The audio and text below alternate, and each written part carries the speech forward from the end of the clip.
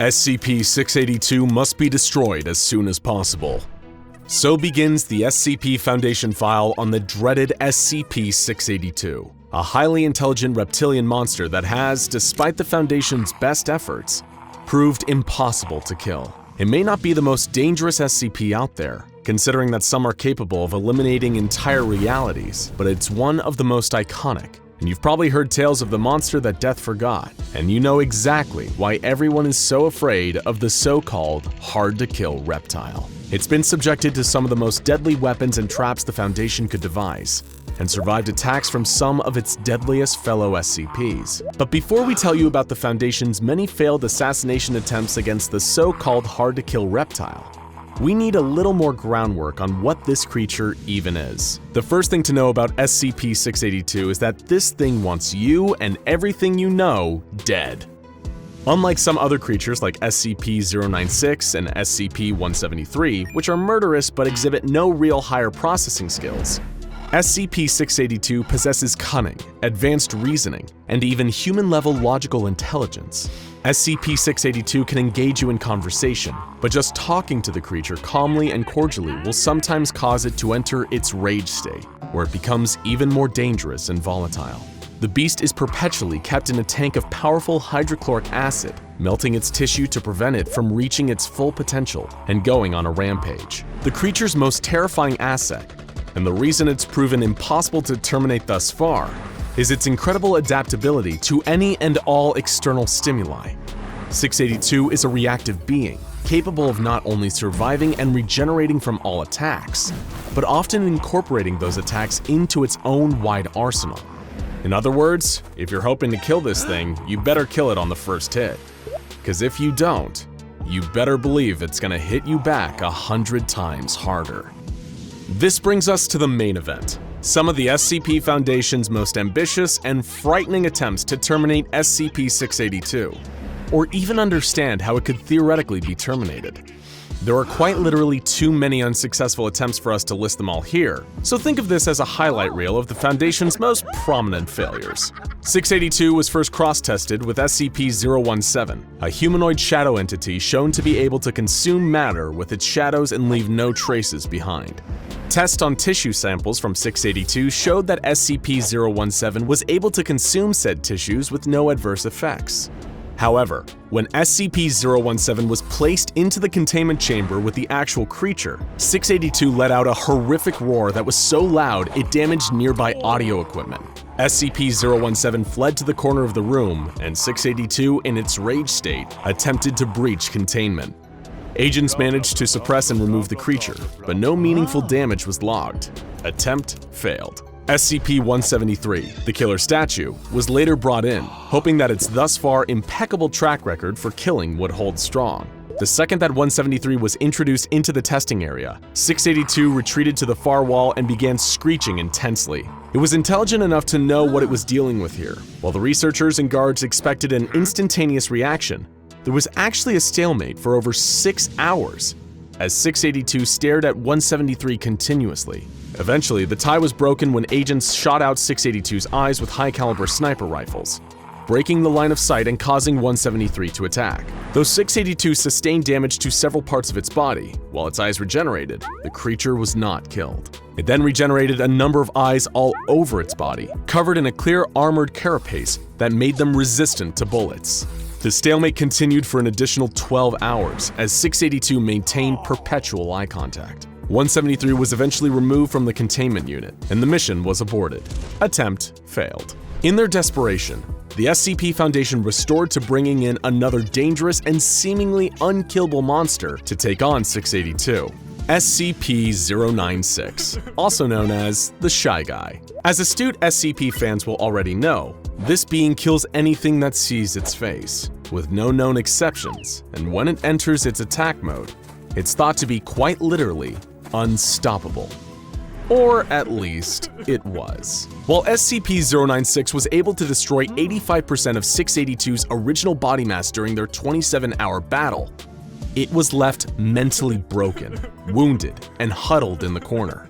To this day, if ever confronted with SCP-682, the Shy Guy reacts in pure terror, turning away and clawing at its own face. Attempt failed. During a deadly containment breach, SCP-682 also went head-to-head organically with another iconic SCP Hall of Famer, SCP-106, also known as the Old Man. The Old Man and a shape-shifting psionic anomaly known as SCP-953 broke into 682's containment cell. The Old Man pulled both of his fellow anomalous combatants into his pocket dimension to continue the battle on his terms. However, despite losing 67% of his body mass during the ensuing pocket dimension showdown, 682 still prevailed, with the Old Man eventually fleeing back to his cell and 953 being collected and taken away by agents. Once again, SCP-682 continued to hold the title. But it wasn't just cross-testing experiments, intentional or otherwise. The SCP Foundation's quest to kill 682 led them to a number of more conventional murder methods, all with varying degrees of success. Due to SCP-682's highly adaptive abilities, some methods were discounted from the outset. For example, launching a powerful thermonuclear missile at the creature was soundly rejected by O5 Command, on the premise that if the creature wasn't destroyed and evolved to the point where it could shrug off nukes, humanity would be pretty much done for. Other ideas were abandoned just for being too ridiculous, such as one researcher's suggestion to fly the creature through the air and drop it from a considerable height, hoping to kill it with a high-altitude impact. I'm not sure we even need to tell you why that's a terrible idea, but during the experiments on SCP-682, the studies range from honest to incompetent to straight-up evil. One guest researcher fed 2 small innocent children to the creature just to see what would happen. He was then himself fed to the creature for his sadistic behavior, which was viewed as getting in the way of his professional conduct. After all, the Foundation is meant to be cold, not cruel. It was SCP-682 that had the monopoly on cruelty. Mimetic kill agents were a resounding failure. They attempted to dismember 682 with a powerful laser, only to have the creature develop reflective surfaces that displaced the beam and caused catastrophic damage to the area around it. They attempted to kill the creature by sucking all the air out of its containment facility and create a vacuum, but it expelled a dangerous gaseous compound that reacted violently and exploded when air was once again introduced into the room. The Foundation used high-precision blades to slice SCP-682 into approximately 12,000 pieces, then separated these pieces. Unsurprisingly, by this point, this attempt also failed. The 12,000 pieces reformed a short while later into the fully operational killing machine we all know and fear. In one particularly frightening display of intelligence and adaptability, the Foundation attempted to kill 682 with extreme heat, but it shielded itself by developing a second carapace composed of solid helium. When personnel entered the room following the failed attempt on the creature's life, it shattered its helium carapace into deadly shards that fired around the room and shredded all Foundation personnel in attendance. It had set a trap, and that trap had been wildly successful. The creature's ability to adapt to seemingly any offense is unparalleled, to the point where Foundation staff have no idea how to classify this creature, whether it's organic, inorganic, or even alive at all based on any definitions we could understand. At every turn, the creature just raised more questions. What is it? Is it possible to destroy it at all by any means? Who was even trying to kill who here? Because it certainly seemed like SCP-682 had a masterful KD ratio by now.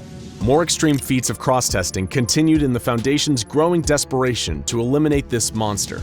SCP-162, which is a hypnotic ball of sharp objects, hooks, and high-tension fishing line, was introduced to 682's containment cell. The hooks latched onto the creature and tore huge portions off, including its entire lower jaw and one of its limbs. However, 682 was still able to breach containment, kill 11 people, and badly wound 86 others. It regenerated its severe injuries in no time. The beast was even taken to the domain of the Gate Guardian, one of the proposals for SCP-001. The Guardian had a flaming sword hotter than the sun, capable of destroying its targets on an atomic level. Naturally, SCP-682 survived and regenerated. Perhaps the most fascinating cross-test of all was between 682 and SCP-053, who manifests as a kind, innocent little girl with the unfortunate condition of causing homicidal tendencies in all who come into contact with her for more than 10 minutes. The people with these tendencies would then attempt to harm the girl, but would immediately drop dead shortly after, leaving the girl intact. The researchers present anticipated two possible outcomes here. The optimistic outcome, in which 682 enters a rage state, attacks 053, and died for good, and the realistic outcome, in which 682 attacks 053, possibly experiencing some minor injury or nothing at all, and 053 had to be removed from the containment cell. But that didn't happen. What did occur was considerably more shocking than any kind of violence. When 053 entered 682's containment chamber, the monster became uncharacteristically docile. Researchers and staff were baffled and watched with amazement as 053 approached the terrifying, immortal, mass-murdering monster and began to play with it. 682 even allowed 053 to draw on its face with crayons. Researchers thought they must have been dreaming seeing this surreal display play out. 053 even appeared to have affection for this unkillable misanthrope. It was a single act in defiance of everything they thought they knew. When Foundation personnel entered the containment cell to separate the two, 682 went ballistic and killed multiple guards. 053 also wept, sad at being separated from her new friend. To this day, despite further testing, the Foundation has no idea how or why this happened. Like many details surrounding SCP-682, it's shrouded in deeply frustrating mystery. And so the tale of SCP-682 continues, in spite of the Foundation's best efforts. The monster continues to breach containment and slaughter with some regularity, taking out its seemingly limitless hatred for not only human beings, but anything that dares draw breath. Nobody knows where exactly the creature is from, what its true nature is, or why its ability to adapt and regenerate far exceeds any known organism on this planet. Perhaps one day, through enough research and cross-testing, we can someday answer these questions with scientific precision, but until then, we only have one answer.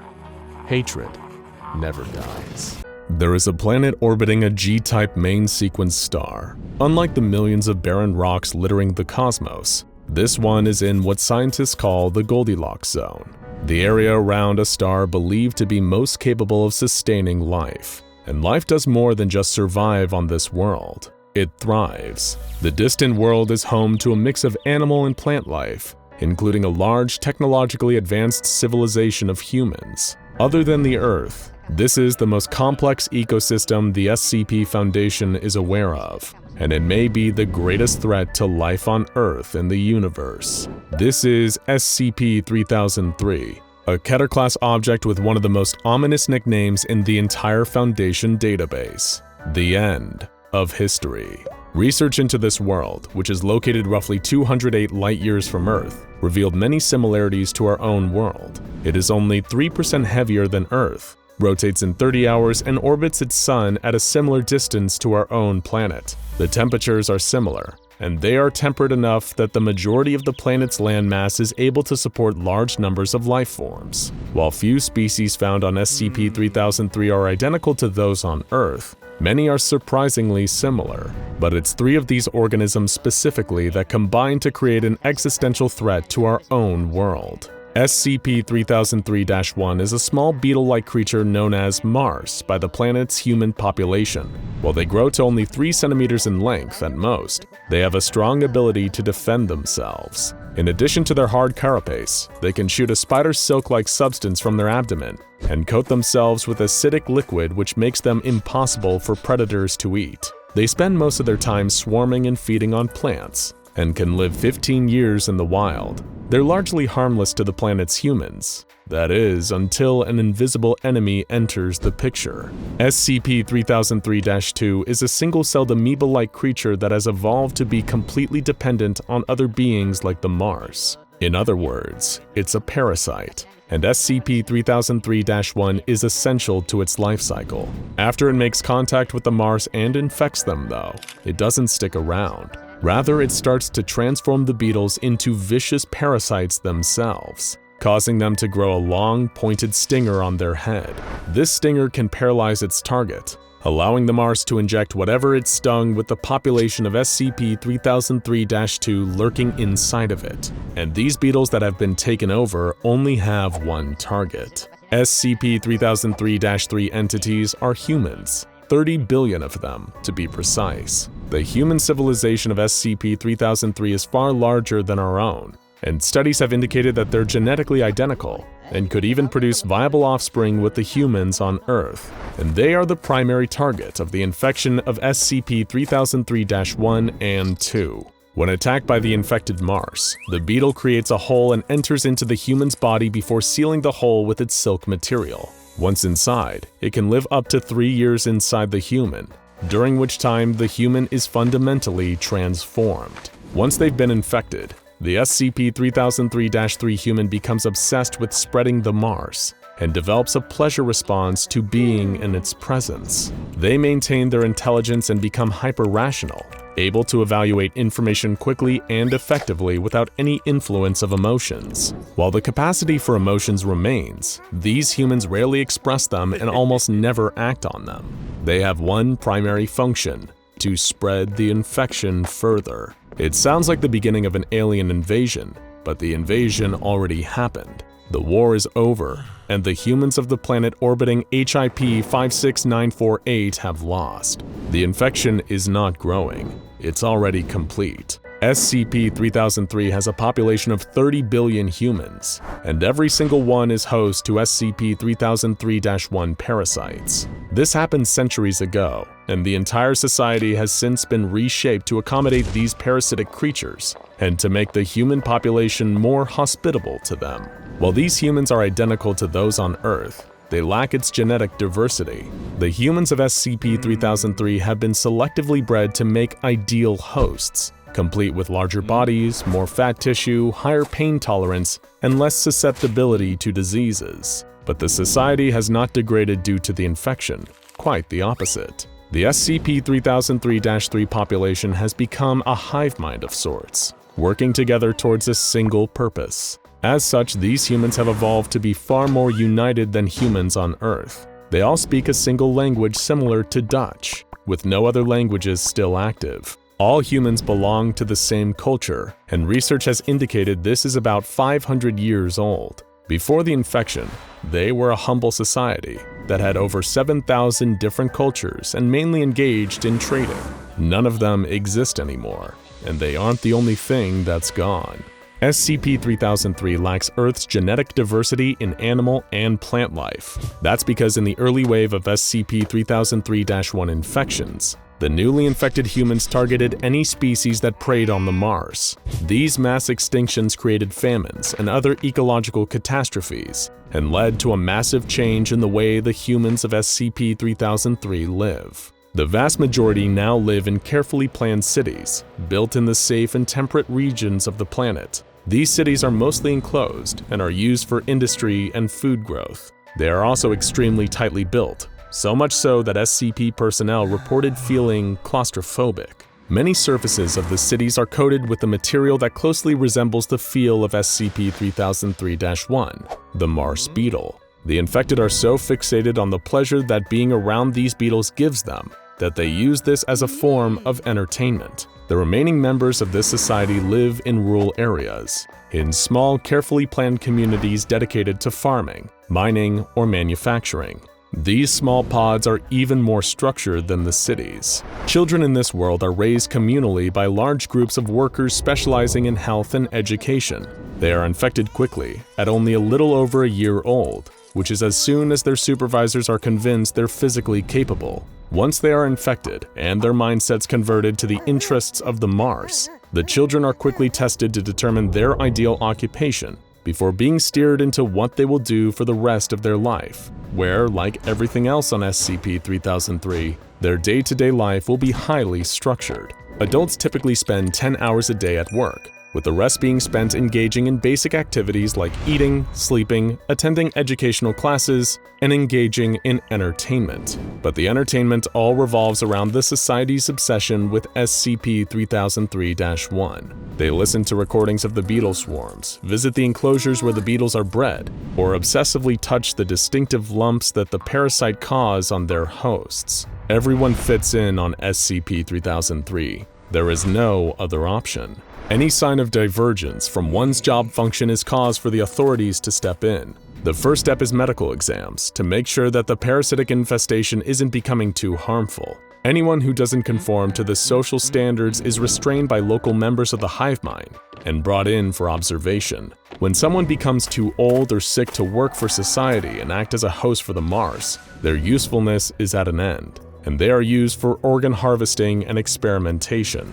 In the society of SCP-3003, one life has no meaning. Its only worth is the value it can bring to the hive mind. There's one area of SCP-3003's development that is of greater concern to the Foundation though: their technology. SCP-3003-3 works as one, and that has allowed it to develop technology far beyond that of what we have on Earth. Their planet is run almost entirely on wind, solar, and tidal power, with a small amount also coming from geothermal and nuclear. Their computers have enough power to produce data that makes foolproof recommendations for public policy, and their artificial intelligence systems are far beyond anything the Foundation has developed. Their crops have been genetically modified to have ideal hardiness and nutritional value, and they routinely experiment on their own DNA for selective breeding purposes. The planet has launched satellites into space and visited the other planets in their solar system, but it's one invention in particular that has brought this strange planet to the Foundation's attention. SCP-3003-4 is a massive facility on SCP-3003 with one purpose: to open wormholes that can transport members of the planet to any other point in space. Each use of this device uses up more energy than Earth uses in a full year, and the device seems to have been created with one goal in mind: to transport representatives to other planets that can expand their parasitic civilization to. The desire to spread the infection of the Mars is a single-minded obsession for the citizens of SCP-3003, and they now have their sights set on Earth. Unlike most dangerous specimens, SCP-3003 and its native species were not discovered in the wild. Rather, it made contact directly with the Earth through its wormhole generator, sending ambassadors who came bearing the news of their gospel of a better, unified way of life that would be achieved by joining their growing empire. They could have passed for missionaries, but what they were preaching was infection with a parasitic mutated beetle. The SCP Foundation was not prepared for this first contact, and collected all the evidence they could on this strange new society. They quickly came up with one conclusion: SCP-3003 was larger, more powerful, and more advanced than anything on Earth, even the SCP Foundation. With no other option available for containing the threat, the Foundation took the only approach they could, making peaceful contact with the ambassadors and making them think Earth was interested in what they were offering. As long as the representatives of SCP-3003 think they are involved in peaceful negotiations for how to introduce the Mars to Earth, they are ready to cooperate and agree to some of the Foundation's terms. This has given the Foundation the opportunity to study the society and identify some potentially exploitable weak points, and they found one in particular that may give humans a chance for survival. That weakness? The representatives of SCP-3003-3 do not know how to lie. Once they're converted to host the Mars, everything they do serves a common purpose and is shared with every other member of their hive-like society. There is no need to lie and no purpose to it in their society, and as such, they can be deceived far more easily than most humans. That gives the SCP Foundation the chance to stall them and fool them into thinking Earth is planning for integration at its own pace. But even the residents of this strange civilization's patience may have its limits. The representatives seemed cooperative at first, agreeing to many concessions the Foundation requested, including carefully regulating where they entered Earth, and making the Foundation their first point of contact for their Earth Contact and Research Committee. This allows the Foundation to ensure no invasive species makes their entry onto Earth unknown. Because the civilization is unable to lie, the Foundation has convinced them that Earth is contaminated and unable to host the Mars, with the species becoming sterile when introduced. The representatives seem to believe this and believe they are working on a solution with Earth. But some members of SCP-3003-3 may be becoming more aggressive. It was after a meeting with a representative of SCP-3003 that Foundation researcher Dr. Shaw entered an elevator with the alien. Suddenly, the Mars host became enraged, tearing the control panel out of the wall and stopping the elevator. Dr. Shaw was terrified, but the representative simply said it wanted some alone time. The SCP-3003-3 representative started speaking, but it didn't seem to speak like the other members. It was intense and intimidating, and most worrying, it referred to taking over a two-legged species over 500 years ago. It wasn't the human speaking, but neither was it the Mars. No, this was the single-cell organism that had puppeteered both them and the Mars. Unlike the humans of SCP-3003, it wasn't fooled by the Foundation's subterfuge. It knew they were resisting, and it didn't believe the story about the planet being inhospitable to the Mars. It wanted the Earth to surrender and join the Hive mind, and it argued Earth would be better for it. No more war, no more conflict, no more hate, no more poverty. All it would take was the complete surrender of everyone on Earth's free will, and it made clear that it would win.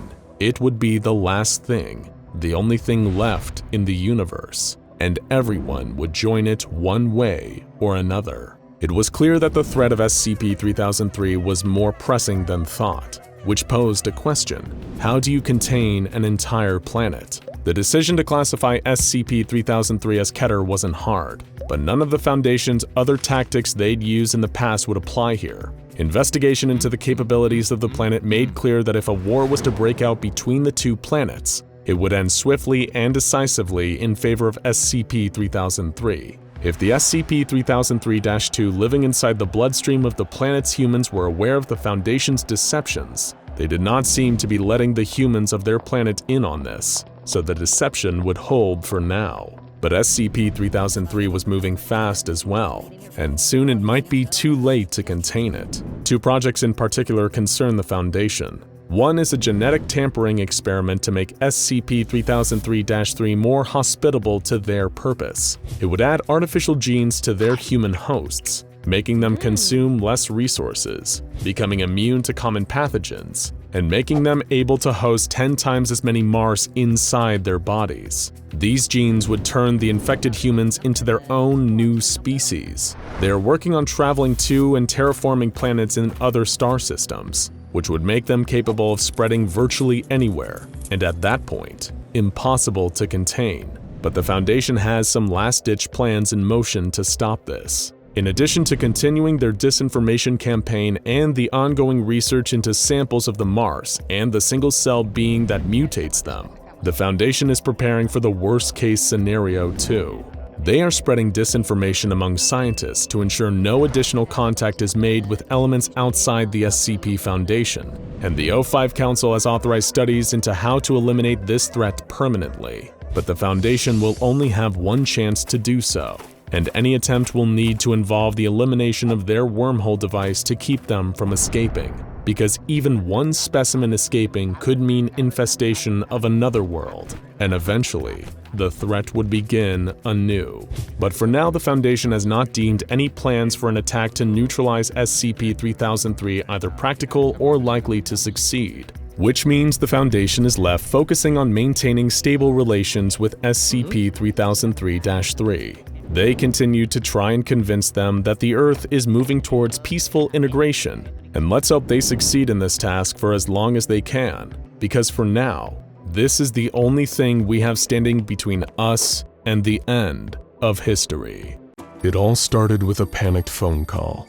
A local landlady who owned a downtown tenement building had called the police in hysterics. Something horrifying had happened to one of her tenants. She couldn't possibly explain. The one detail she was able to articulate was that his room looked like a rainforest. A police response team was on the case in no time.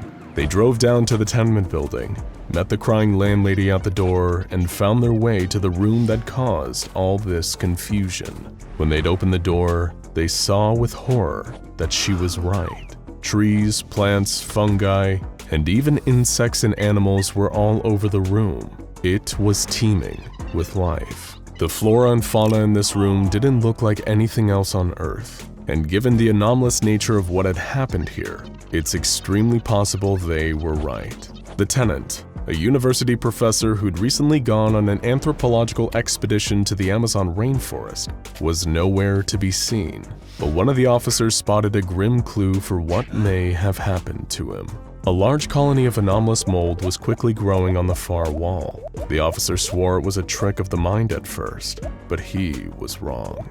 A human skull was sinking into the tissue of the mold, and to make matters worse, whipping tendrils began to slither from the empty eye sockets, reaching for the new meat. Thankfully for everyone who is still alive at this point, the SCP Foundation swooped in and took over the situation with the help of a mobile task force and some containment specialists. The landlady, the cops, and the other residents of the building were given amnestics and relocated. The building was purchased by the Foundation and condemned while they searched the anomalous room for the source of this unchecked biological growth. And they found their answer in a most unlikely form: an unmarked cassette tape still inside the player when they arrived. The recording on this cassette tape came to be known as SCP-407. It may be unassuming when compared to immortal, misanthropic lizard monsters and multi-dimensional chaos gods, but the tape in that room, if it ever fell into the wrong hands, could cause a mass ecological catastrophe that would inevitably bloom into a dreaded XK-class end-of-the-world scenario. So first things first, what is actually on this tape?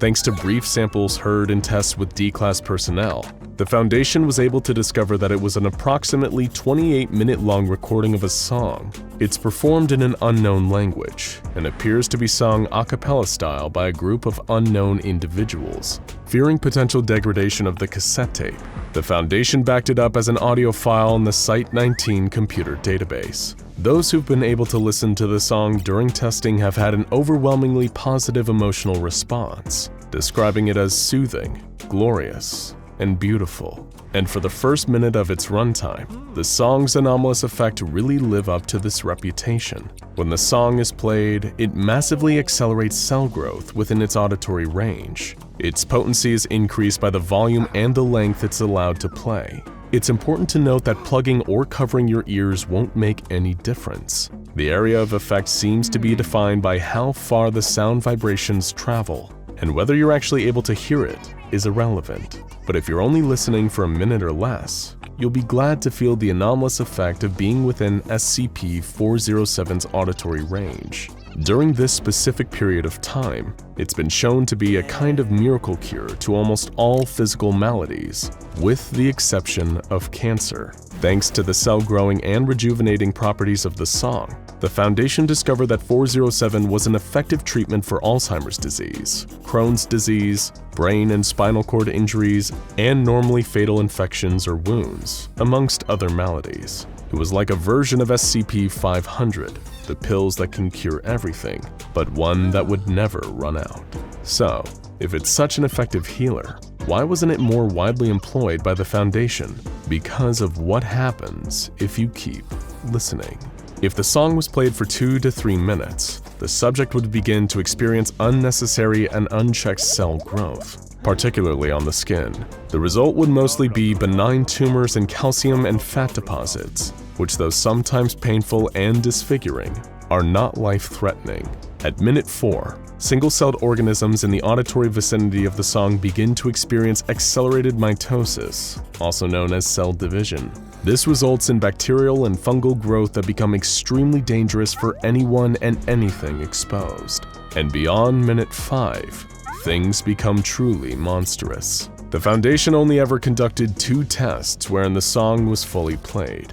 These tests presented such a huge danger that further testing of 407 was forbidden without explicit permission from a member of O5 Command. The first test involved a female member of D-Class personnel in a soundproofed but unsterilized testing chamber.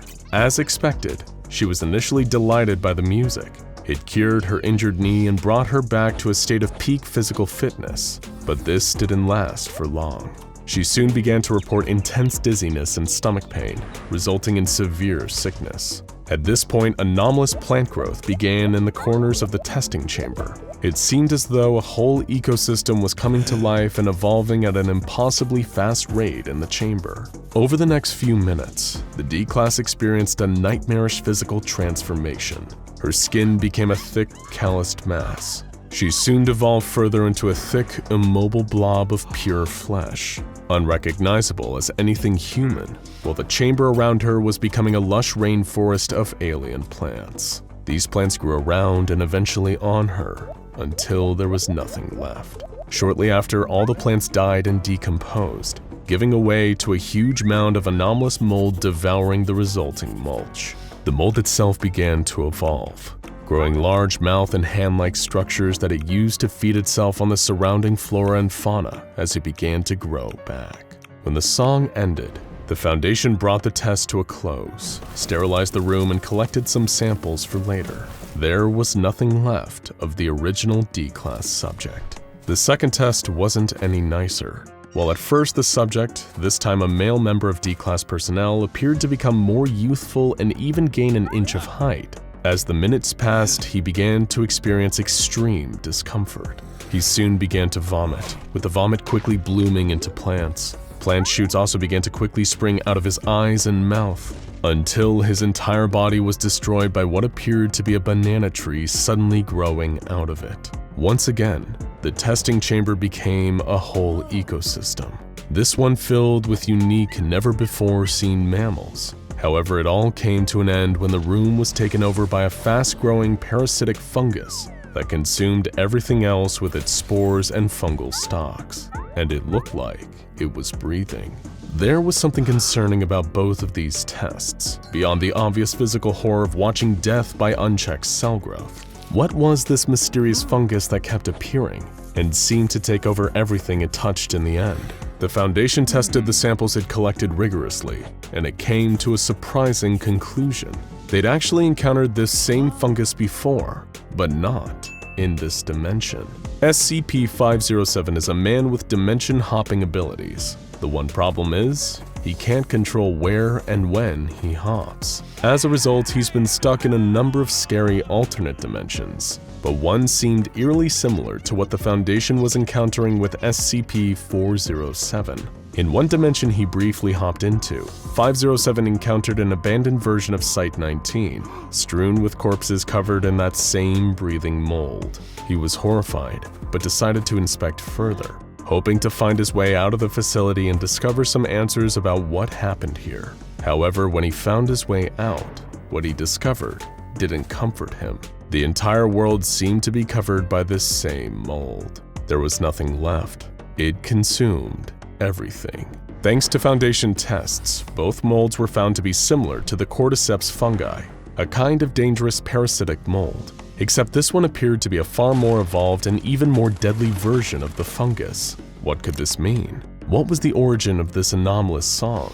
Would it and the fungus it seems to inspire someday destroy the world as we know it and kill us all? We'll never actually know the answer to any of this, and it's thanks to an extremely unlikely ally, a person of interest nicknamed LS, a prominent member of the Serpent's Hand. This enigmatic figure had previously come into possession of SCP-268, a hat that made them almost impossible to detect. With the help of this hat, LS breached Site-19 in an incident that was later dubbed Security Breach Incident X-23. While it's believed that LS mainly broke into the facility to make use of SCP-914, they performed a curious action along the way. They hacked into the Foundation database and deleted all traces of SCP-407, effectively neutralizing it. In a note left by LS, they said, "You'll thank me for deleting what you call 407. Why would a member of the Serpent's Hand, a group of interest that is often militant in their anti-neutralization stance, neutralize an SCP themselves? The answer to this lays in who exactly LS is. This mysterious figure isn't technically one person. They're a group of the same person, namely a woman named Allison Chow, from a number of different dimensions. They meet in the Wanderer's Library, the headquarters of the Serpent's Hand that exists between dimensions to coordinate their missions.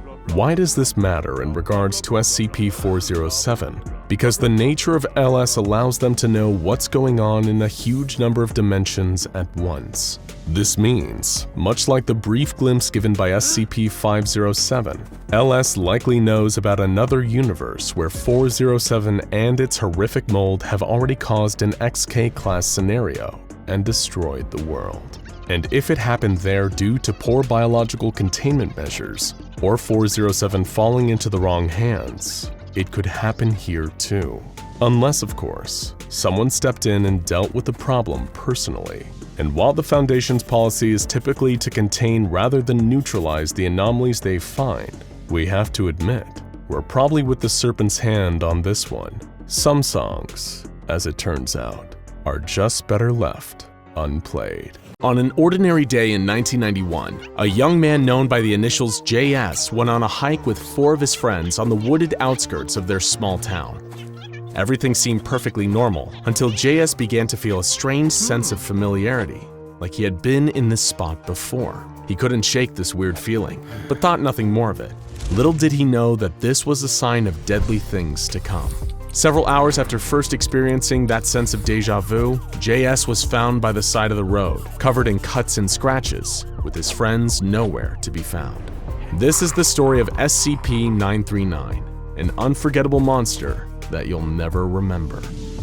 There was no way for JS to know that the unsettling feeling he felt and the horrors that followed it were the result of an experiment conducted by the SCP Foundation, an experiment with deadly unforeseen consequences. JS and his friends were exposed to a substance known only as AMN-C227 as part of a series of tests performed by the SCP Foundation, intended to determine the effectiveness of this substance as a deliberate amnestic. Dealing with as many mysterious, secret creatures and objects as they do, the SCP Foundation has long needed a way to tamper with the memories of those exposed to the Foundation's various prisoners and test subjects. And when the Foundation discovered AMN-C227, it seemed like it might be perfect for this purpose. So where did AMN-C227 come from? Over a year before the incident with JS and his friends, the SCP Foundation captured SCP-939. SCP-939 is a species of endothermic predators that live and hunt in packs. They are designated Keter class and regarded as highly dangerous and hostile to human life. Native to caves, they have no eyes, translucent red skin, and stand at an average of 2.2 meters tall, with an average weight of 250 kilograms. They have 4 limbs, each ending in 3-fingered claws and a 4th opposable digit resembling a thumb. In addition to their sharp claws, their mouths are filled with red fang-like teeth that reach up to 6 centimeters in length. In place of their absent eyes, they have light-sensitive spots running along their backs, which are covered in spines believed to detect changes in air pressure and flow. In addition to their many other terrifying attributes, the internal anatomy of SCP-939 poses a biological mystery. These creatures have no circulatory system and no digestive tract. That's right, in spite of being predators seemingly acting on a need to feed, they have no stomach. Instead, when they eat, their food builds up in their respiratory system until its presence inhibits function, and then it is regurgitated. In spite of being a creature that should not, under any logical conditions, be able to live, SCP-939 continues to persist, and is even capable of giving birth to live young after a gestation period of 12 months. The SCP Foundation was able to study a litter of these young that were born in captivity in September of 1992, though the creatures remain just as much of a scientific mystery as they were upon first discovery. Everything about them seems to defy the logic of the natural world, which, to be fair, is really nothing new for the Foundation. The respiratory system of SCP-939 was found to exhale small traces of an airborne amnestic substance, given the name AMN-C227. This compound blocks the formation of memories for the duration of exposure to it, plus a 30-minute period following the exposure, give or take a few minutes. It is colorless, odorless, tasteless, and completely undetectable in the bloodstream after only 60 minutes. AMN-C227 was approved for use as a Class C amnestic by the SCP Foundation in 1990, following some initial tests. However, after one particular incident involving a young man and his friends, the official use of AMN-C227 was suspended. JS and 3 of his 4 friends were previously given a dose of AMN-C227, though the details of why they were given the amnestic has since been stricken from the record. Several months after being exposed to AMN-C227, JS and his friends went out on their ill-fated hiking trip. While hiking, JS was suddenly overcome with a sense of deja vu. When he mentioned it to his friends, 3 of them agreed that they had felt it too. One of the group, another young man who had not been exposed to AMN-C227, was uncomfortable and decided to go home. JS and the remaining 3 members of the group made the choice to stay in the woods and try to determine what was triggering the unusual feeling of familiarity. As they got closer and closer to a large cave near the hiking trail, the sense of having been there before grew stronger and stronger. Armed with only one flashlight and a foolish curiosity, the four went inside the cave. They made their way deeper and deeper and deeper into the darkness, not knowing why they felt this way or what they might find inside. None of the group could explain just what felt so familiar, only that the further they made their way into the cave, the more pronounced the feeling became. It was getting late, and they knew they should have been afraid to venture so deep into a cave with only one light source and no knowledge of what lay inside. But still, they pressed on. One of the group remarked that they should turn back, but the others refused to listen. They wanted to know what they were getting close to, what was drawing them deeper and deeper into the cave. Unfortunately for them, they would get their answer. In the heart of the cave was a pack of SCP-939, waiting patiently for their prey to wander into their domain. There are no witnesses to account for what exactly happened to JS and his companions, but we can reasonably piece the events together from what happened after. Once the friends reached the heart of the cave, the creatures were on them in seconds, raking them with their sharp claws and biting with their fangs. SCP-939 are larger and stronger than most people, so it was probably not much of a fight. However, while his friends were being devoured, JS was somehow able to scramble out of the cave and make his way into the woods in search of help. Under the influence of the AMC-227 that had built up in the cave from the presence of the pack of SCP-939, JS lost a large portion of his memory of the event. He found himself on the side of the highway late at night, seriously injured and his clothes ripped. An officer found him there and asked him to stay still and remain calm until an ambulance could arrive. JS was still in a panic and attempted to run away from the officer, begging to be released so that he could get away. He babbled incoherently about the color red, screaming over and over again about the red, though when prompted, he could not explain what the red he was screaming about referred to. His friends were not with him. Just as the officer managed to calm JS, the ambulance arrived. Its flashing red lights sent him into another frenzy, and he attempted to escape custody, claiming that the red lights were going to get him. The official police report described JS as perhaps being under the influence of a powerful hallucinogen, that he was just having a bad trip, but the SCP Foundation knew better. The Foundation conducted an interview with JS about his experience, and determined that SCP-939 was certainly involved. As part of their cover-up effort, they strongly implicated JS in the disappearance and the death of his friends. He was convicted of manslaughter, though the bodies of his friends were never found. It is rumored that the SCP Foundation hired him on a prison work release program, and that he now works as a member of the janitorial staff at one of the Foundation's facilities. This incident led to the suspension of the use of AMN-C227, as it revealed some vital and disturbing information about the compound's side effects. After the exposure to AMN-C227, a person who found themselves exposed to it again would experience a sense of familiarity and felt compelled to investigate the source of this feeling. Essentially, anyone treated with AMN-C227 are not made aware of the existence and danger of SCP-939 would become a perfect victim, primed to be attracted to dens of SCP-939. It is likely that this side effect is not a coincidence, but rather a deliberate hunting tactic designed to attract prey that had somehow managed to escape.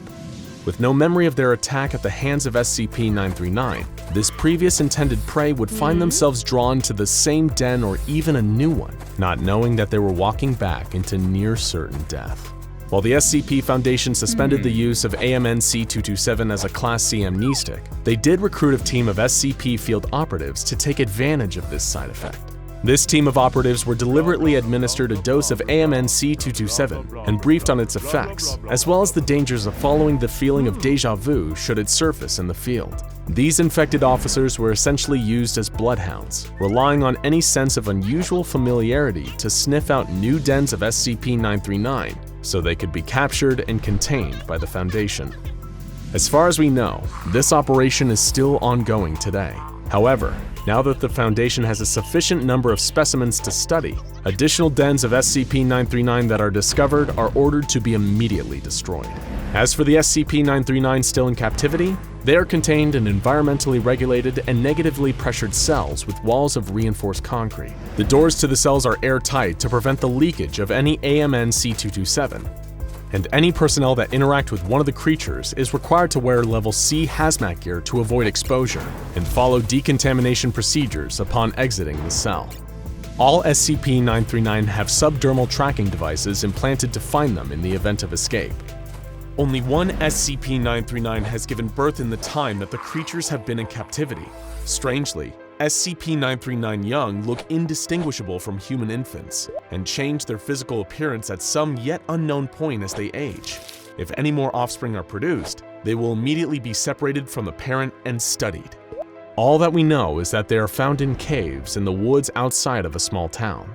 It could be any town, even yours. So, if you're ever out hiking and struck with a sudden feeling of déjà vu, don't investigate. Don't get curious. Just go home. It might just save your life. Disturbing things had been happening on the 5th floor of the Rose Heights apartment building in Albany, New York. Residents had reported strange noises over the last few days. Screaming in the night, pained muttering, soft weeping, scratching and scuttling in the walls. And worst of all, what seemed like an infestation of bugs unlike anything the unfortunate occupants of Rose Heights had ever seen before. They weren't abnormal in size or shape. They looked an awful lot like the common earwig, around 2.5 centimeters long with large curved pinchers on the back. But the color wasn't right. Unlike the usual dark brown, these earwigs were a silvery, almost translucent gray. When people spotted them crawling across their walls or hiding in the carpet, they seemed to shimmer in the light. Eventually, the building's landlady, Donna Tompkins, was called in to do something about the infestation. She spoke to each of the residents about their experience. They reported the strange noises, the mysterious bugs, and even a funny smell they'd sometimes catch in the hall, a smell like someone had thrown up. And every single person that Donna spoke to couldn't help but remark that the smell was particularly strong outside the apartment of a certain resident, Bill Parham. Stranger still was the fact that Bill hadn't been seen in days. Donna knocked on his door, but received no answer. She called him on his cell phone and could hear the phone ringing inside the apartment, but it just went to voicemail. When she checked the security footage of the lobby, she saw that Bill hadn't left the building in the last few days either. Donna called the police, worried that Bill might be sick or even dead inside his apartment. It was strange, given that he was only in his 30s and didn't seem to have any health conditions. But stranger things had happened. Much stranger things were about to happen too. 2 police officers arrived not long after. They called through the door one more time, and when they got no response, Donna gave them the key to head inside. The apartment was a wreck. All the furniture was covered in dust. Filthy dishes were piled high in the sink and on the draining board. The smell of rot was thick in the air. There were empty boxes of painkillers, all the pills popped from their silvery foil laying on the ground. But worst of all were the bugs. The apartment was crawling with them, and they were on every surface. Those silvery gray earwigs. Neither of the officers liked bugs, and it seemed like the deeper they got into the apartment, the more bugs there were. Some even seemed to be crawling towards them, pointing their pinchers at them as though they were defending their territory. This looked to be a textbook case of what happens when a resident keels over and dies. But there was just one problem. Where was the body? Bill Parham had seemingly dropped off the face of the earth, and now a colony of mysterious bugs had started squatting in his apartment in his absence. Then came that smell again, that truly awful smell, like bile and blood. It was even stronger now, and it seemed like it was coming from a nearby closet. The 2 officers, acting on pure instinct, drew their weapons and approached the closet with caution. Even if they weren't consciously aware of it, they knew they were going to find something awful inside. Something evil. Something dangerous. When they threw open the closet door, they couldn't help but scream. They'd found the nest. It was a huge round hive, like the biggest beehive you've ever seen, melded into the lower corner of the closet. The unnatural earwigs were crawling into, out of, and around it. Thousands of them. Tens of thousands of them. And the second they registered the presence of the 2 officers, intruders into their nest, they began to swarm. In sheer panic, both raised their guns and opened fire into the closet, but it didn't do them any good. Their bullets just pierced and splintered the hive, causing even more enraged insects to spill out and begin crawling over the two cops. They fled from the apartment, screaming in pain from the gnashing pincers of the insects crawling all over their skin. They never did find the corpse of Bill Parham, but that's because Bill Parham wasn't dead, at least not until mere moments ago, when the bullets from the cops' gun had torn through his bones and perforated his organs. He died not long after, and if he could still speak close to the end, he would have thanked them both for the mercy, because the monstrosity that they'd just encountered in the closet wasn't just a nest of mysterious insects in Bill Parham's apartment. It was Bill himself. This is the fate worse than death in store for anyone supremely unlucky enough to fall victim to SCP-439, better known by the nickname for their unique nests, the Bone Hive. And while these nasty little critters may be small, they're filled with enough pure nightmare fuel to send you running into 682's containment chamber for a little comfort. Let's go through this whole nightmarish process and tell you exactly what happened to poor Bill Parham. First discovered by the SCP Foundation in mainland China,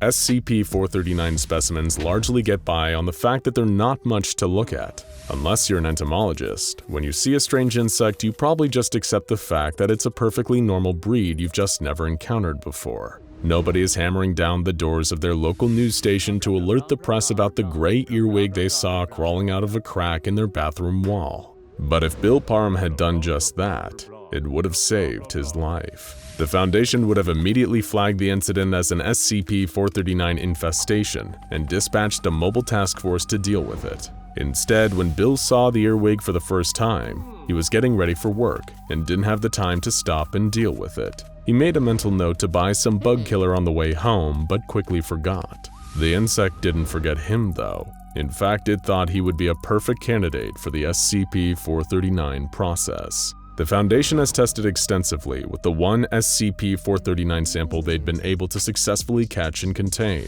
In all tests, they found that 439 specimens rejected hosts from any species other than humans. They're an extraordinarily specific parasite. It's also only one particular type of SCP-439 specimen that you actually need to worry about: the queens. Despite their superficial similarities, SCP-439 behave nothing like non-anomalous earwigs. Normal earwigs are not social creatures. They're solitary scavengers and they don't keep nests as permanent habitats. The same can definitely not be said for SCP-439.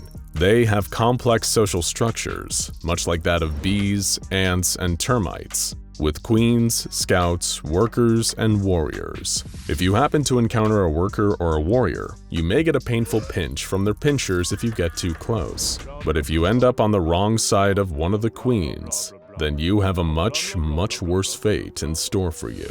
And it just so happened that the SCP-439 specimen that appeared in Bill Parham's bathroom that morning was visiting royalty. This 439 queen had selected her target, and now it was time to move to the next part of the process: initial infiltration. When Bill returned home from work, he was delighted to find that the gray earwig was nowhere to be seen, but that didn't mean it was gone. It was still there lurking. It just didn't want to be seen. After all, the real fun would happen after Bill went to bed. Once SCP-439 detects that its potential host has fallen into a deep sleep, it will crawl onto the person's body and into their mouth, which is exactly what it did to Bill. It feels like little more than a tickle in your throat, and you will have no idea that the tiny creature crawling down your windpipe and into the soft, warm tissue of your lungs spells your doom. Very few people wake up during this process, but even if they did, there's virtually nothing they could do. When Bill woke up, he was suffering from mild chest pains and shortness of breath, a symptom not uncommon in a number of respiratory ailments. He had no idea that the SCP-439 queen was already inside him. He got up and went about his day, trying to ignore the pain as it gradually grew worse and worse, feeling almost like something was moving inside his chest. He spent the whole day having to stop to let out a deep, hacking cough, but coughing didn't expel or change anything. He looked and felt so terrible that his boss let him go home early, hoping that Bill would be able to sleep off whatever illness he thought he had picked up.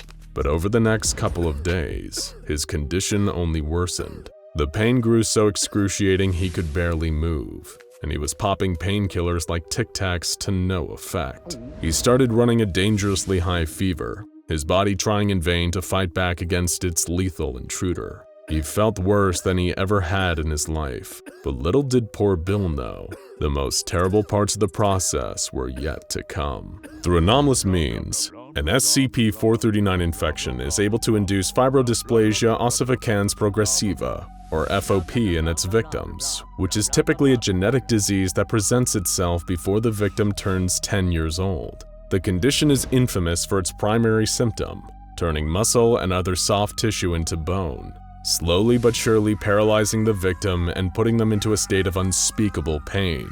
This bone transformation process is known as ossification, and Bill was about to experience it firsthand. His pain increased as his mobility decreased, with more of his flesh becoming solid lumps of bone underneath the skin. Soon enough, all he knew was pain. It became so agonizing that he was delirious with it. He was drunk on pain. Even perceiving sunlight felt like being stabbed in the eyes. That's why, like all the other victims of SCP-439, he decided to conceal himself in a warm, dark place where no light could get to him. In Bill's case, of course, that place was his closet. He was hurting so bad that all he could do was curl up into the fetal position and weep as his muscles turned to bone and his body began to compact and shrink. He didn't even look like a human anymore. He was more like a ball, covered in a bone shell and filled with warm organs. That's when the queen started laying eggs among his organs. It wasn't long before there was a new brood of around 30,000 specimens living inside Bill's body. He was still very much alive, but there wasn't anything he could do about his situation. His muscles had long since turned to bone, and they had eaten large portions of his brain, leaving mainly the parts needed to keep his organs just barely functioning. After all, the colony still needs central heating. SCP-439 colonies have developed a perfect parasitic relationship with the human body. They even use the stomach inside the hive to pre-digest food into a liquid slurry that's easier for them to consume. The only loser in this situation is someone like Bill, who is forced to become the new home for the world's most nightmarish freeloaders. Eventually, when the colony becomes too big, a queen departs to start a new one, and the process repeats itself once more. It's enough to make you want to sleep with your mouth closed for the rest of your life. Oh, and we haven't even told you the worst part yet. Foundation scientists have conducted tests on some victims of SCP-439 and found that while the creatures do consume large parts of the brain, the parts they leave are capable of consciousness. That's right. Their victims remain aware of what's happening to them the whole time, even when they hardly seem human at all anymore. What actually finally kills the victims of SCP-439 isn't the bodily trauma. It's the starvation that sets in when the colony inevitably moves on. Did we just hear you cough? You might want to go get that checked out. A month ago, Dr. Robert Maxwell was a senior researcher working at the facility, but a tragic mistake had cost the lives of several of his co-researchers. Now he was being led down a bleak hallway in Armed Biocontainment Area 14, a rifle-wielding guard flanking him on either side. The once rising researcher had a very different title now, D-8724. He had been made a D-class personnel, a death sentence. However, as the guards led him to his possible demise, he wasn't dressed in the typical D-class orange jumpsuit. No, he was dressed in frilly Rococo dining wear more typical of 18th century France. If anything, Dr. Maxwell looked like he was on his way to meet royalty, and in a sense, he was. The former researcher had begged for any other assignment, but the site director insisted on committing Dr. Maxwell to tea time with SCP-082. He'd always been the talkative type, so the two would make a perfect pairing. And if the creature found him sufficiently amusing, then Maxwell might even leave the containment cell alive. He had heard legends of the giant creature they called the Cannibal. Maxwell hoped they were just stories. Dr. Maxwell was pushed by the guards into a large, luxuriously appointed room, and the doors were locked behind him. He felt like a child, surrounded by freakishly large furniture and 10-foot-high ceilings. The fog of obnoxious floral perfumes couldn't fully cover up the pervasive smell of death that lingered in the cavernous halls of 082's palace. Thanks to an elaborate ruse conducted by the Foundation, SCP-082 believed he was the King of France, and that his containment cell was a palace where he remained for his own safety. The creature's continued good behavior and everyone else's safety relied on visitors keeping up that lie. Maxwell had never worked in this area of the facility, so a lot of the standard procedures were new to him. Still, his superior had given him a clear directive: talk to the monster, communicate with him, be cordial and friendly. See if you can find out more about his mysterious past. And most importantly, if you want to survive, don't annoy him. The down-on-his-luck scientist gulped inside, trying to steady his nerves in this oversized fake French palace. He just kept thinking, surely he can't be that big. He almost talked himself into believing that the accounts of the creature were just that, tall tales, until a huge figure began lumbering into the main chamber. It was him, SCP-082, also known as Fernand the Cannibal. SCP-082 was an 8-foot-tall hulking monster, built sturdier than the castles it likes to imagine are its true home. Swollen, bloated, and grossly out of proportion, the creature clocks in at over 700 pounds, most of which is pure muscle that's almost impossible to pierce with conventional weaponry. SCP-082 stopped just feet away and stared at Dr. Maxwell with its beady, sunken-in eyes, like a hungry rat. Just the sight of it struck terror into Dr. Maxwell's heart, but he didn't dare show his fear. Instead, he remembered his brief training, bowing politely and forcing a smile, referring to the creature as Your Highness, and profusely thanking it for granting him an audience. The monster continued staring without saying anything, and then gave a wide, lockjawed grin, showing off its huge teeth. It did everything through gritted teeth, except eat and sing. Dr. Maxwell hoped he wouldn't be a part of either activity. Fernand gave a low, booming chuckle. He thanked Dr. Maxwell for coming to give him some company and invited him to come further inside and take a seat, adding, with a sly wink, that he won't bite. The monster complained that he so rarely gets visitors to the palace these days, but he omitted the fact that the main reason for this was his tendency to devour them. Maxwell nodded and followed the giant deeper into its oversized abode. He couldn't help but notice that the monster's arms looked like huge, fleshy punching bags. He knew that if Fernand wanted to, he could easily crush him flat, just like he'd done to so many unfortunate guards during containment breaches. Fernand told Dr. Maxwell that he was thinking of having some decorating work done. The walls of his palace were starting to look awfully drab, and he gestured to one covered with a rusty red streak. Maxwell remembered that D-class cleaners were sent into the containment cell twice a month to tidy any of Fernand's messes, but they often ended up becoming one of the messes themselves. The creature encouraged Maxwell to take a seat at his oversized dining table, while he tended to a pot of what he said was full of delicious onion soup. Maxwell obliged his host's request and took a seat at a huge chair that made him look like a 6-year-old sitting at the grown-ups table. Meanwhile, Fernand was using a huge machete-like knife to cleave onions in half for his bubbling pot of stew. Even though Fernand had shown no signs of outward aggression, as he watched the cannibal hack away at onions with his enormous knife, Maxwell could feel himself beginning to sweat. After all, they didn't call this creature the Cannibal for nothing. This was a monster with a truly horrifying body count. During previous containment breaches, it had taken enough tranquilizer to put down 2 elephants to subdue the creature, but not before multiple agents quite literally lost their heads in the process. Fernand was able to bite them off with one huge chomp like he was eating a drumstick, snapping right through the bone with his incredible tooth and jaw strength. Surprisingly, when he wasn't on a violent rampage, Foundation researchers had found SCP-082 to be unusually polite and forthcoming, offering the researchers plenty of information about himself and his past. The only problem was that almost everything the creature said was a complete lie. From his time as a researcher, Maxwell knew that there were only a few details about the creature that could be ascertained for certain. SCP-082 would reliably answer to the name Fernand, and genetically, Fernand was technically human. The means by which Fernand became so grotesquely huge, strong, and cannibalistic are still unknown. Foundation personnel are still looking into whether it's due to some kind of anomalous genetic mutation or by more supernatural means. All we know is that he's big, unpredictable, and extremely dangerous. Dr. Robert Maxwell sat terrified at the dining table of SCP-082, listening to Fernand's slightly dull blade chop through the final onion, which he then tossed into the boiling soup. Fernand had switched the topic of conversation to one of his favorite fictional characters, Hannibal Lecter. Of course, Hannibal the Cannibal isn't quite so fictional to Fernand. While he's been shown to be extremely intelligent in terms of puzzle solving and memory, he seems to have no understanding of the distinctions between fiction and reality.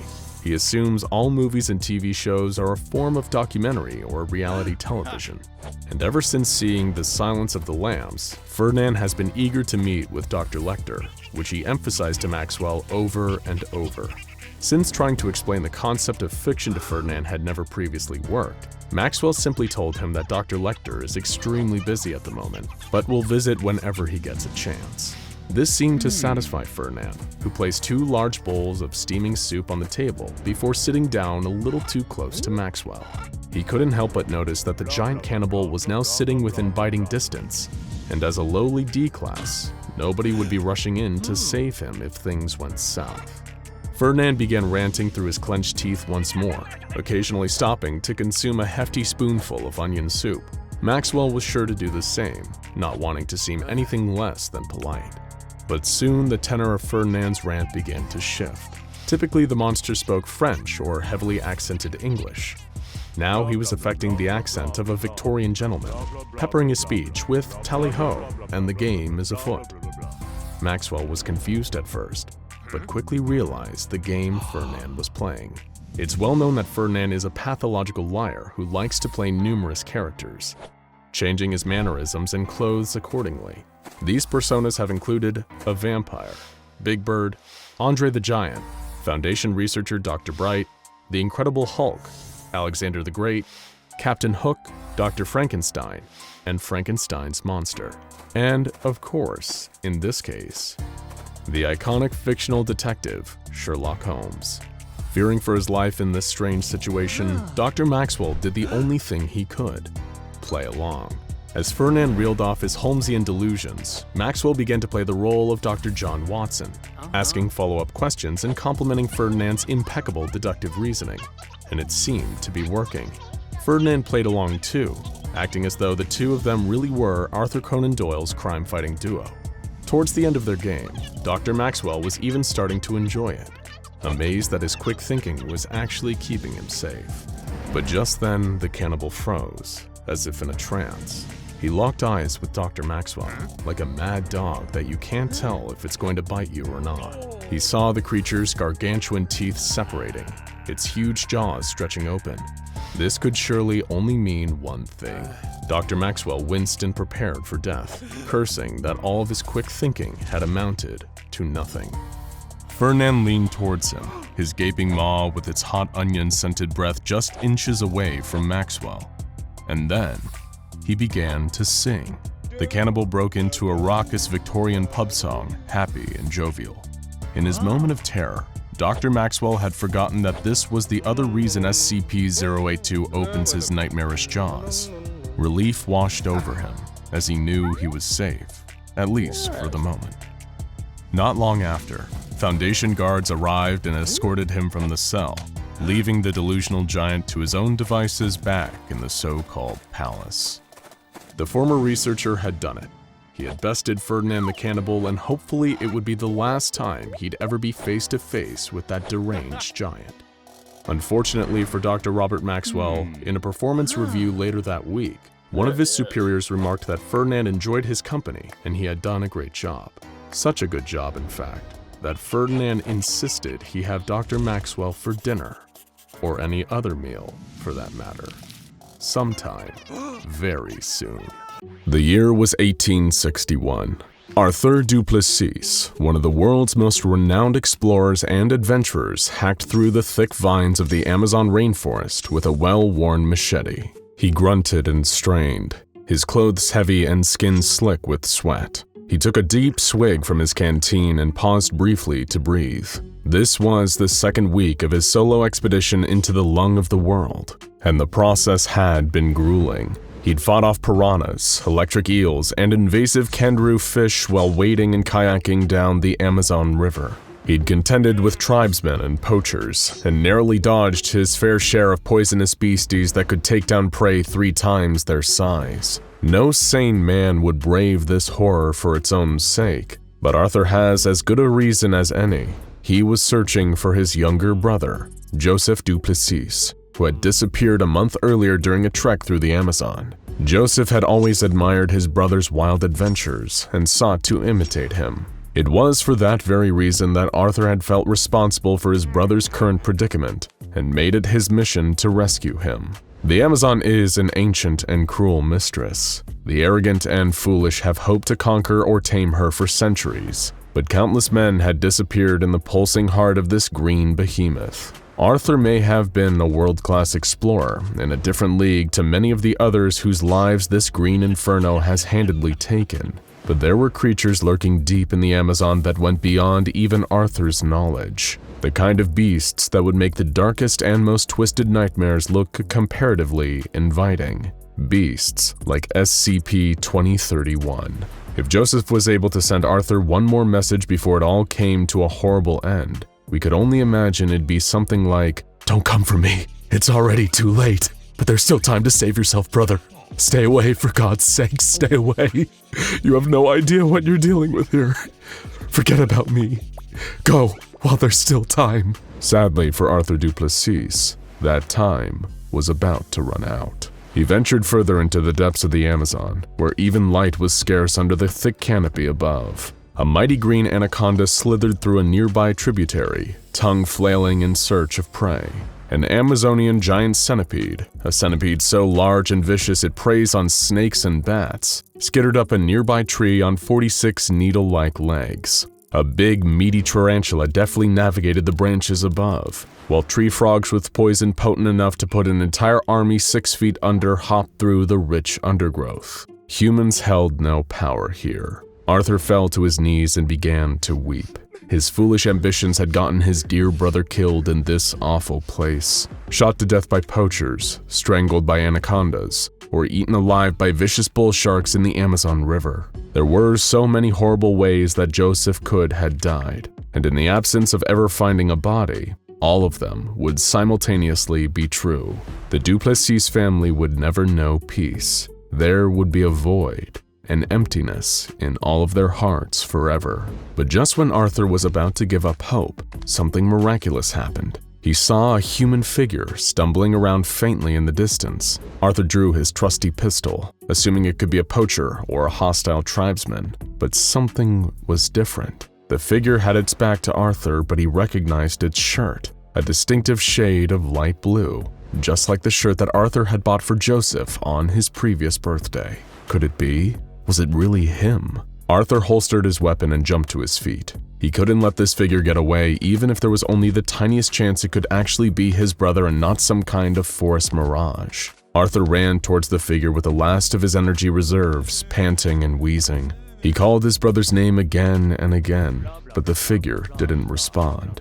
It just stumbled along, as though drunk. But the closer Arthur got, the more certain he was that this was indeed his brother. The height, the hair, the clothes, the build. It was Joseph Duplessis, but why wasn't he responding? Why wouldn't he turn around? As Arthur finally reached the figure, he ground to a halt. The most profound sense of dread fell over him like a sudden monsoon. Something unnatural, something truly terrible was about to happen, but he didn't know what. And moreover, it was too late to stop now. Feeling anxiety prickling up his legs and back, Arthur reached forward to grab his brother by the shoulder, the word Joseph trembling on his lips. When Arthur's hand touched Joseph's shoulder, he felt a fear greater than anything he'd experienced before. Something was moving beneath the skin of Joseph's shoulder, something writhing and alive.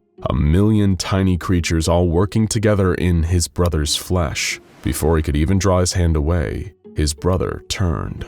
or rather the creatures that were wearing his brother's body, turned around. Arthur couldn't help but scream at the horrible sight before him. His brother's face looked loose and rotten, aging skin hanging off a rotting skull. His jaw hung loose, no tongue inside, no eyes either. Just millions of ants swarming in and out of Joseph Duplessis's vacant, dead face. The ants were huge and spiny, with long curved mandibles. Ection bruxelli, a particularly hardy species of New World army ant. Arthur stepped back, babbling in terror at what had become of his brother. The Joseph suit stepped forward towards him, and almost instinctively, Arthur pushed him with both hands, feeling the nightmarish activity swarming beneath the loose cover of Joseph's bony chest. The Joseph suits tumbled backward, tripping over a rock, and burst. There were no organs left inside his brother now. They'd been eaten long ago. It was just a thin tarpaulin of gray skin over dry bones, and of course, millions upon millions of ants,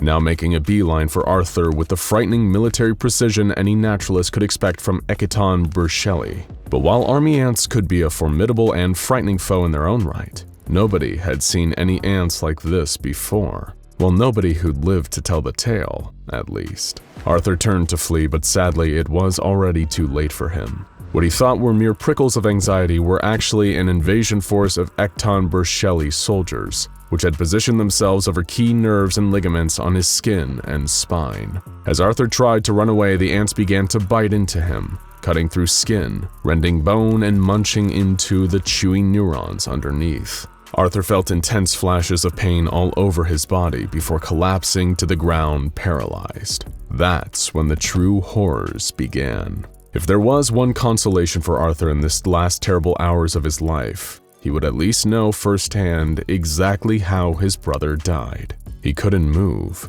but he could feel everything. The creatures chewed through the flesh of his extremities, cutting holes in his skin and creating openings for swarms of their insect brethren to enter through. Arthur felt like he was on fire as the swarm entered his body, but was unable to do anything about it. Death by these creatures is a slow and torturous experience. Unlike their non-anomalous counterparts, the swarms don't immediately start devouring all available soft tissue.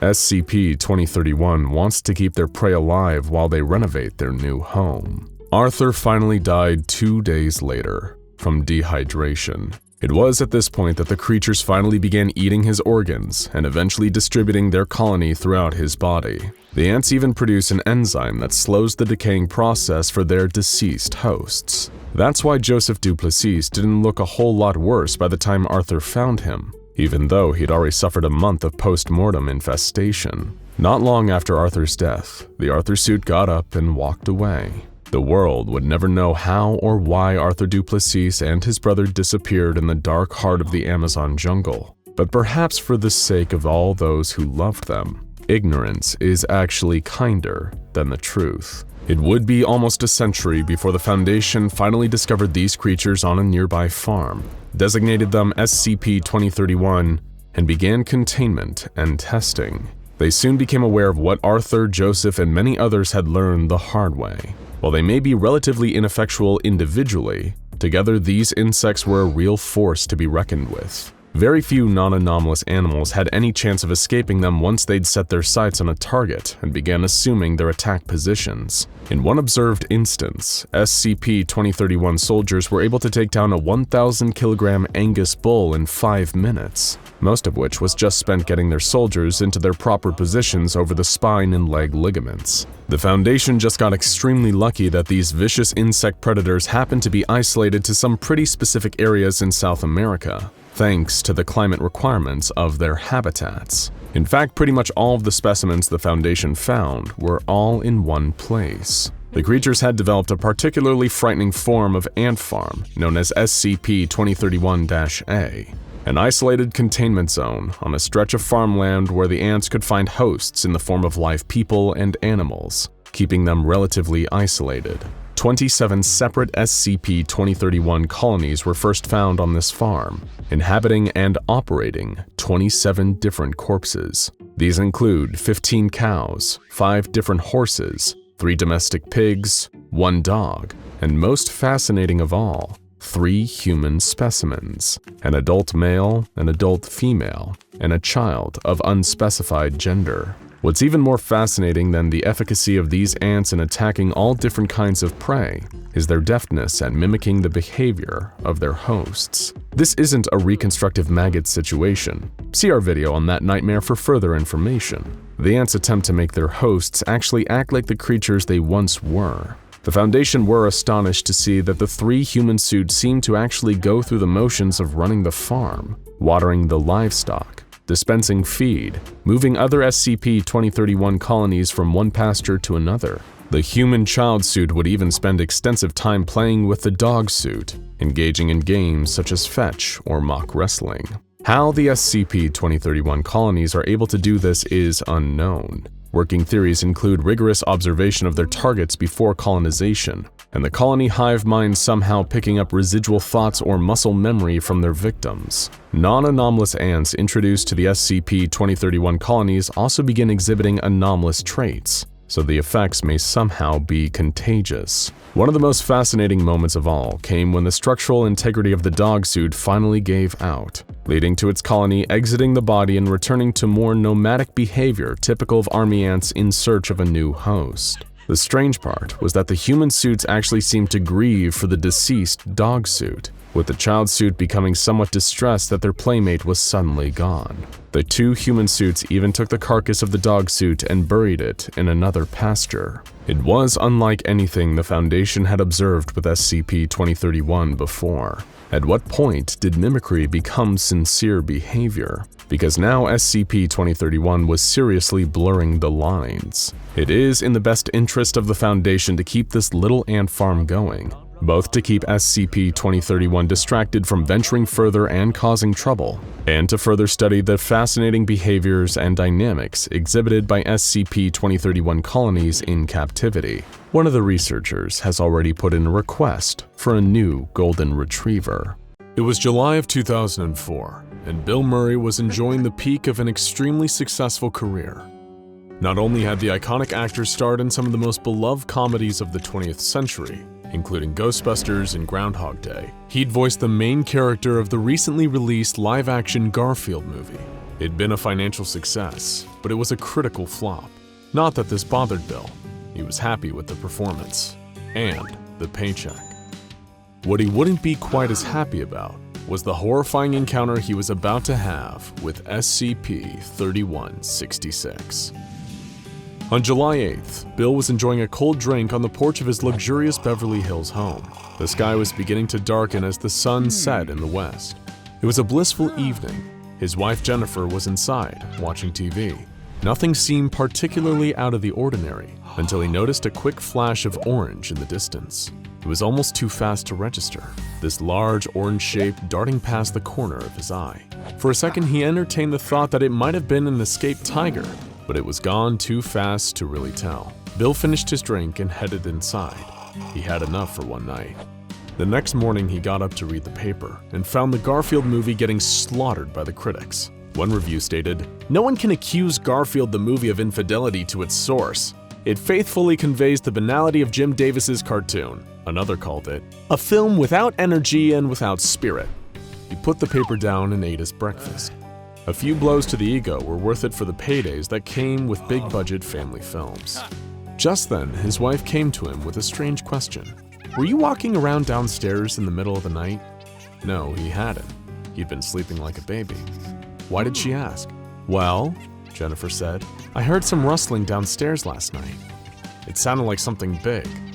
He hadn't heard anything though, and told her it was probably just her imagination. He put it out of his mind and continued about his day. He decided he would keep his eyes peeled for that orange blur again though.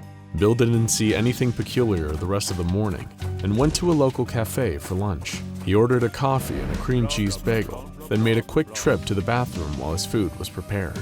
When Bill returned to his table though, there was something strange. Instead of a bagel, there was a large heaping of lasagna on the table. What was going on? This cafe didn't even serve lasagna.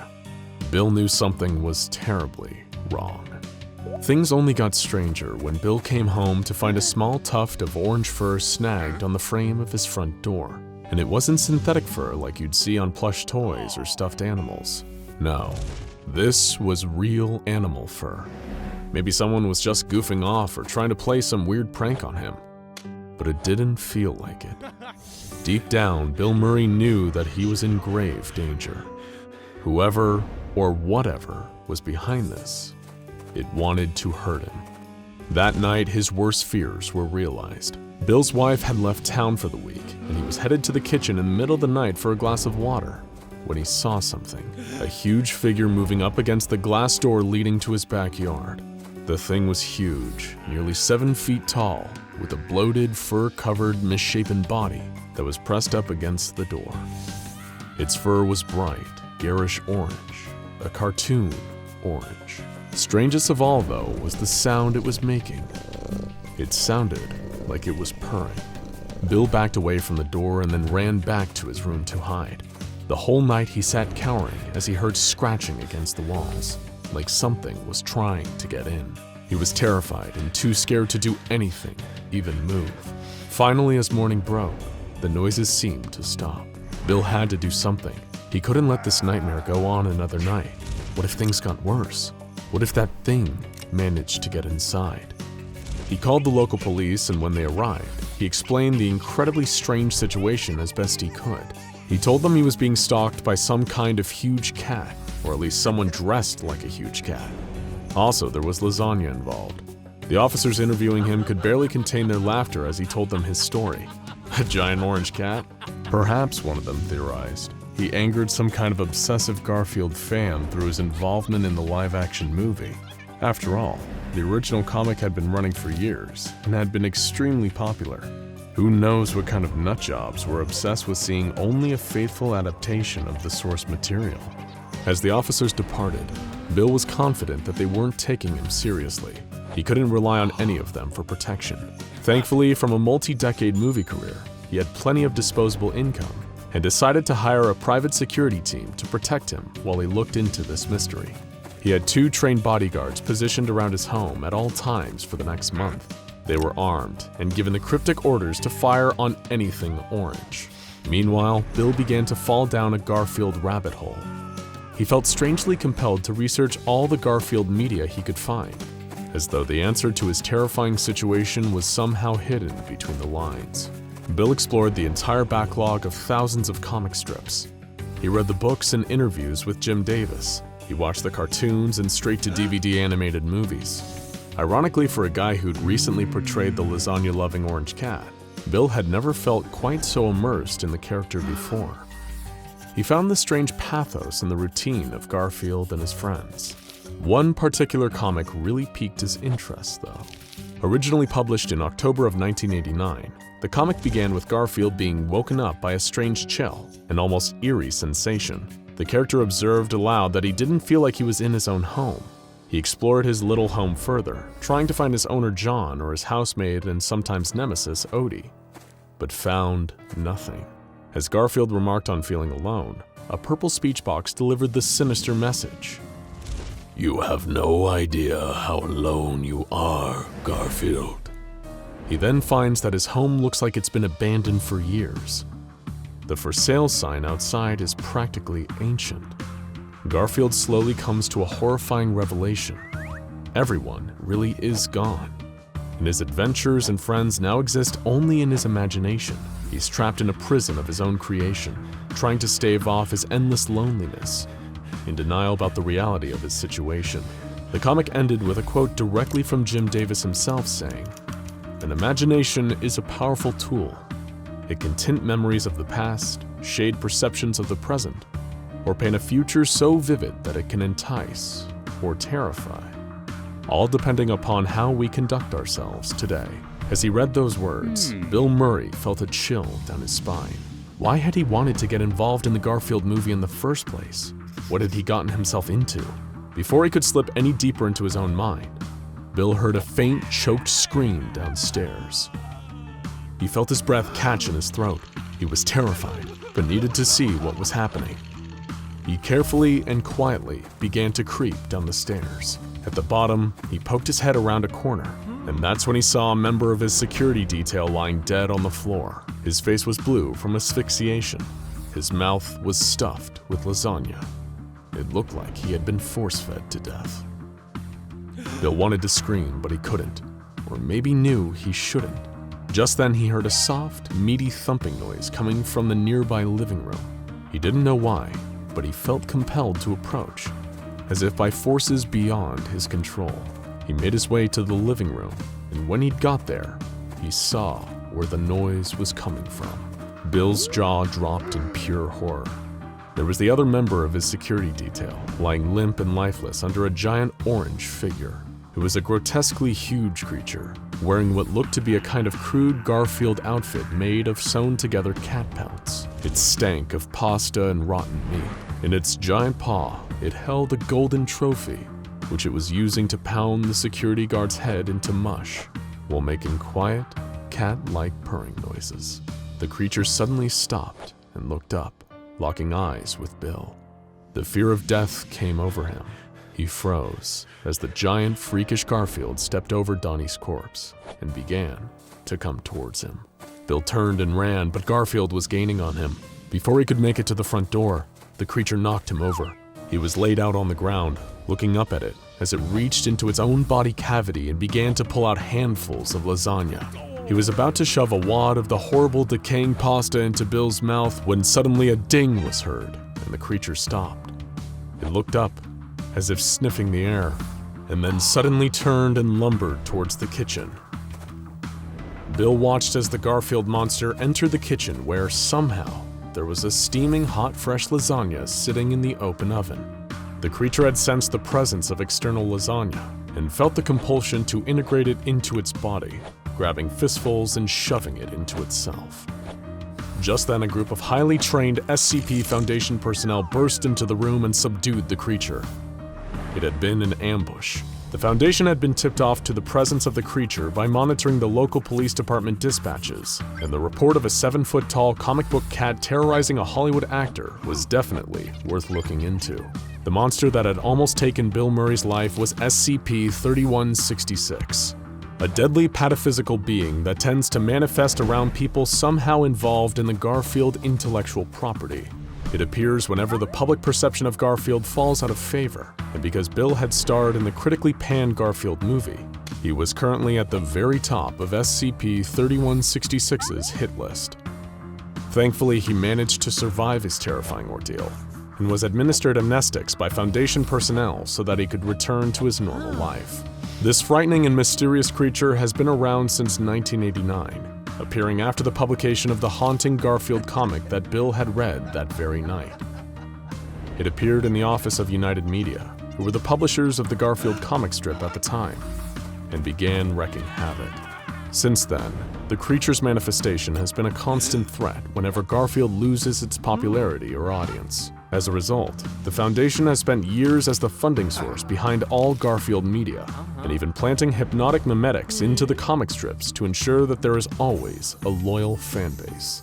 The fur is indeed real organic cat fur, albeit an unnaturally orange color, and instead of organs, the creature is filled with lasagna. Worst of all, though, is that testing has revealed that the meat in the lasagna is genetically identical to the flesh of Garfield's creator, Jim Davis. How did this thing come into existence? Perhaps it was Jim's sheer force of imagination that dragged it into being.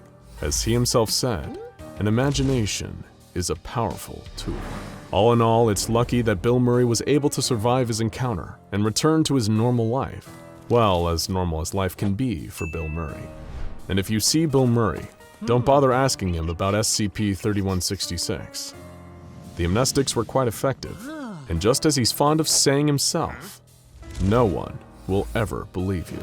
Take a brief moment to think back to your younger years, spending long, tiresome hours trapped in a classroom, waiting to hear the noise of that final bell of the day.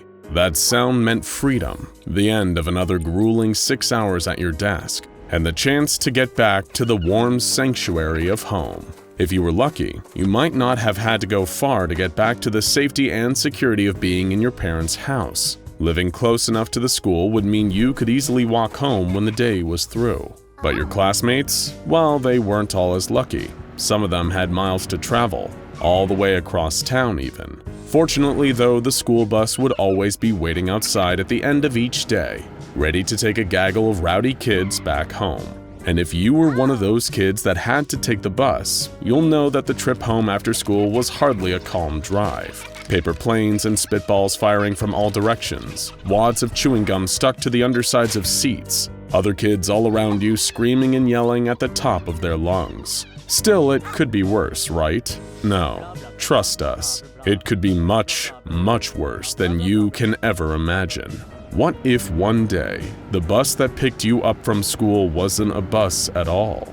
What if instead, it was SCP-2086? Picture this. One day you get put in detention at school. Maybe you were disrupting a class or were caught spraying graffiti on the outside wall of the gym. Whatever the reason, we're sure you'll think it is unfair that you got held back after school, after everyone else had already gone home.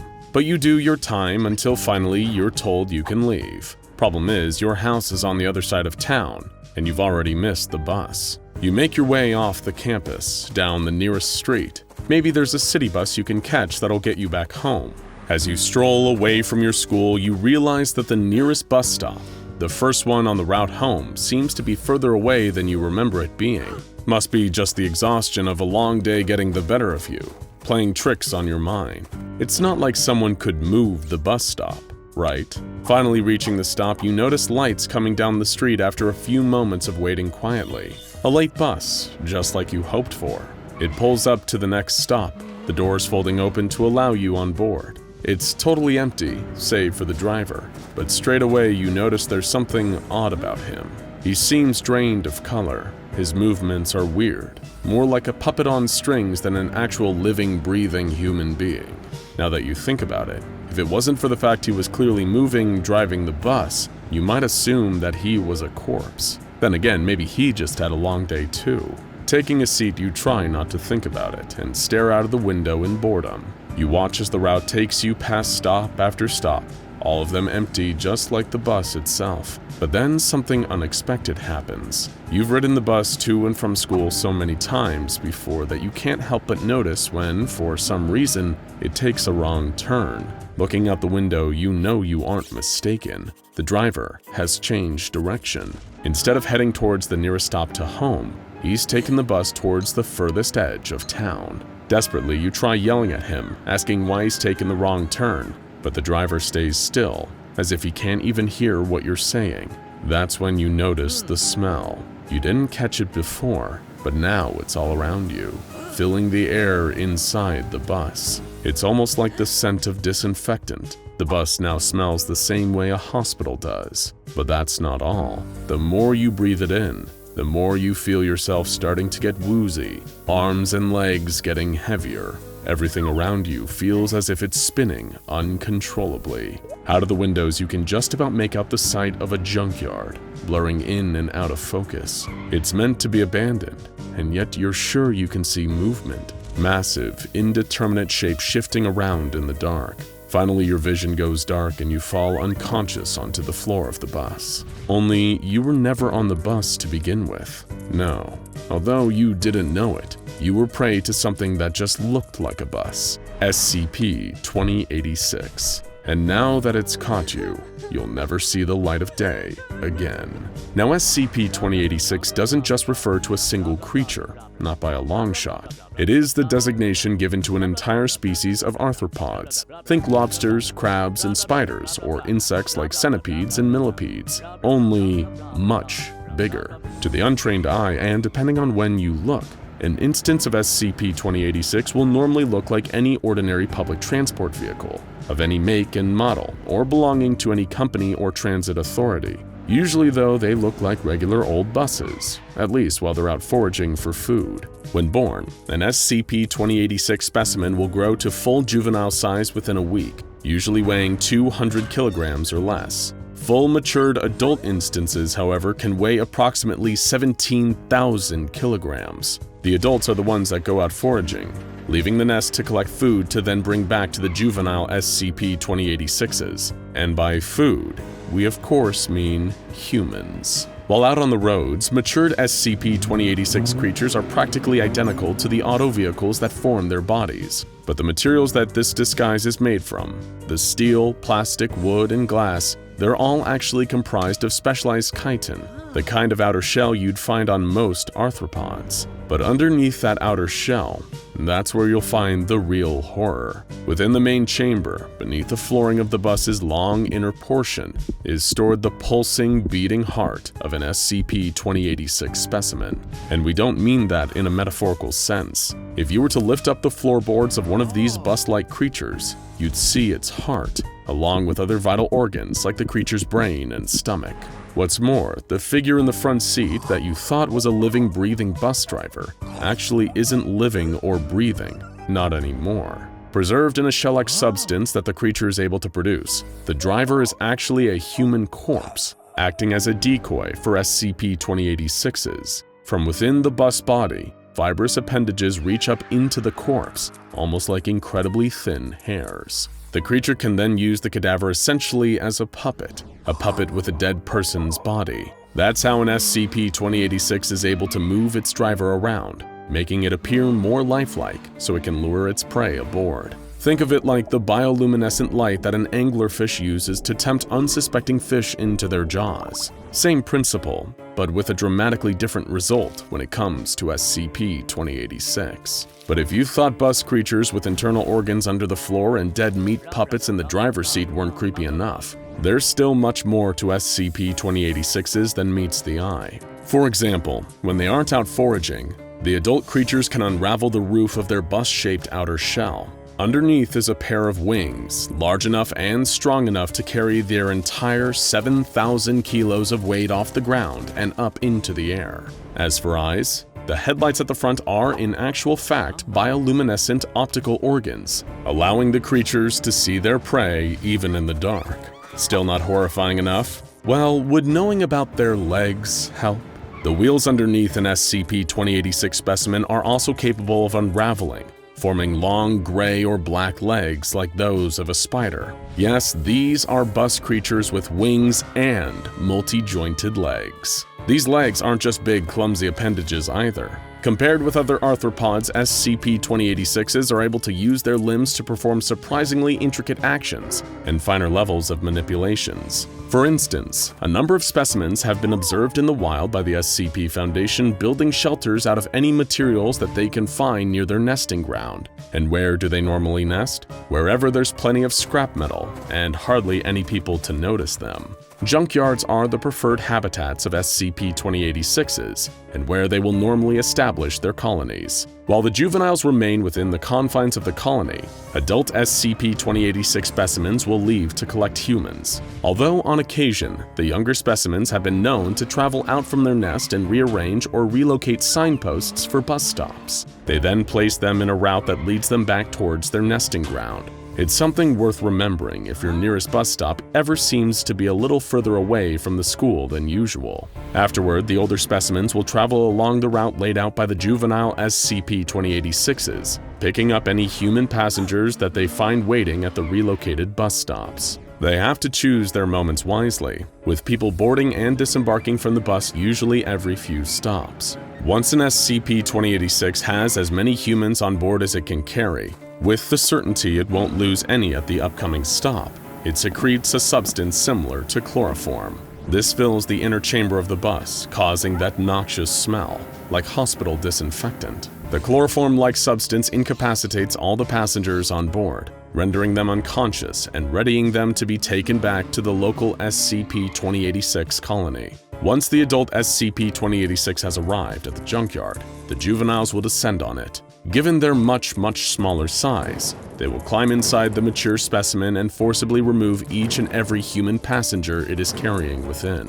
Then comes the truly nasty part, feeding time. Each juvenile SCP-2086 will force their captive human through an orifice that is located under the front hood of their vehicle's shell. This sphincter, a circular formation of muscle that can expand and contract to perform a bodily function, is connected to where the steering wheel is found on an adult SCP-2086. The younger creatures will push their human prey through the sphincter, consuming them. Once this has occurred, those hairy appendages in the driver's seat will then latch onto the body of the now dead human, piercing through their skin, winding up and around their bones. These are the same fibrous hairs used to puppet the deceased corpse and use it to lure others aboard the bus. But these appendages have another function. They're feeding tubes. They will drain every last drop of blood from the SCP-2086's prey until the body is little more than a husk, at which point the tubes inject a saline solution directly into the cadaver. Afterwards, the inside of the bus fills with that same substance that preserves the corpse, and the process is complete. As horrifying as these creatures are, one of the few upsides of SCP-2086s is that they don't live very long. Female specimens will reproduce after 8 days and produce 20 offspring after this point. Each of these newborns reaches full maturity and size in about a week. On average, SCP-2086s live for 12 to 15 days. Another net positive is, because of their short lifespans, an SCP-2086 specimen doesn't need to feed on a human more than once, as the nutrients it absorbs as a juvenile are enough to sustain it through adulthood. Once it has matured, an SCP-2086 will go out into the nearest city or town to forage for humans, providing food to the next generation. And so the cycle continues. In the future, rather than taking the bus, maybe it's safer to walk. It might mean the difference between you making it home or becoming food. When it comes to bugs, the SCP Foundation certainly has its hands full. You might remember SCP-726, a species of bowfly aptly named the Reconstructive Maggots, who recreated the bodies of other organisms through horrible reproduction methods. There's also SCP-2031, a colony of anomalous ants that would eat their victims' insides and burrow themselves in the bodies, puppeting them around and masquerading as the creature they just ate, even if it was a person. Today on SCP Explained, we're going to be talking about a new species of anomalous insect, SCP-378, nicknamed the Brainworm.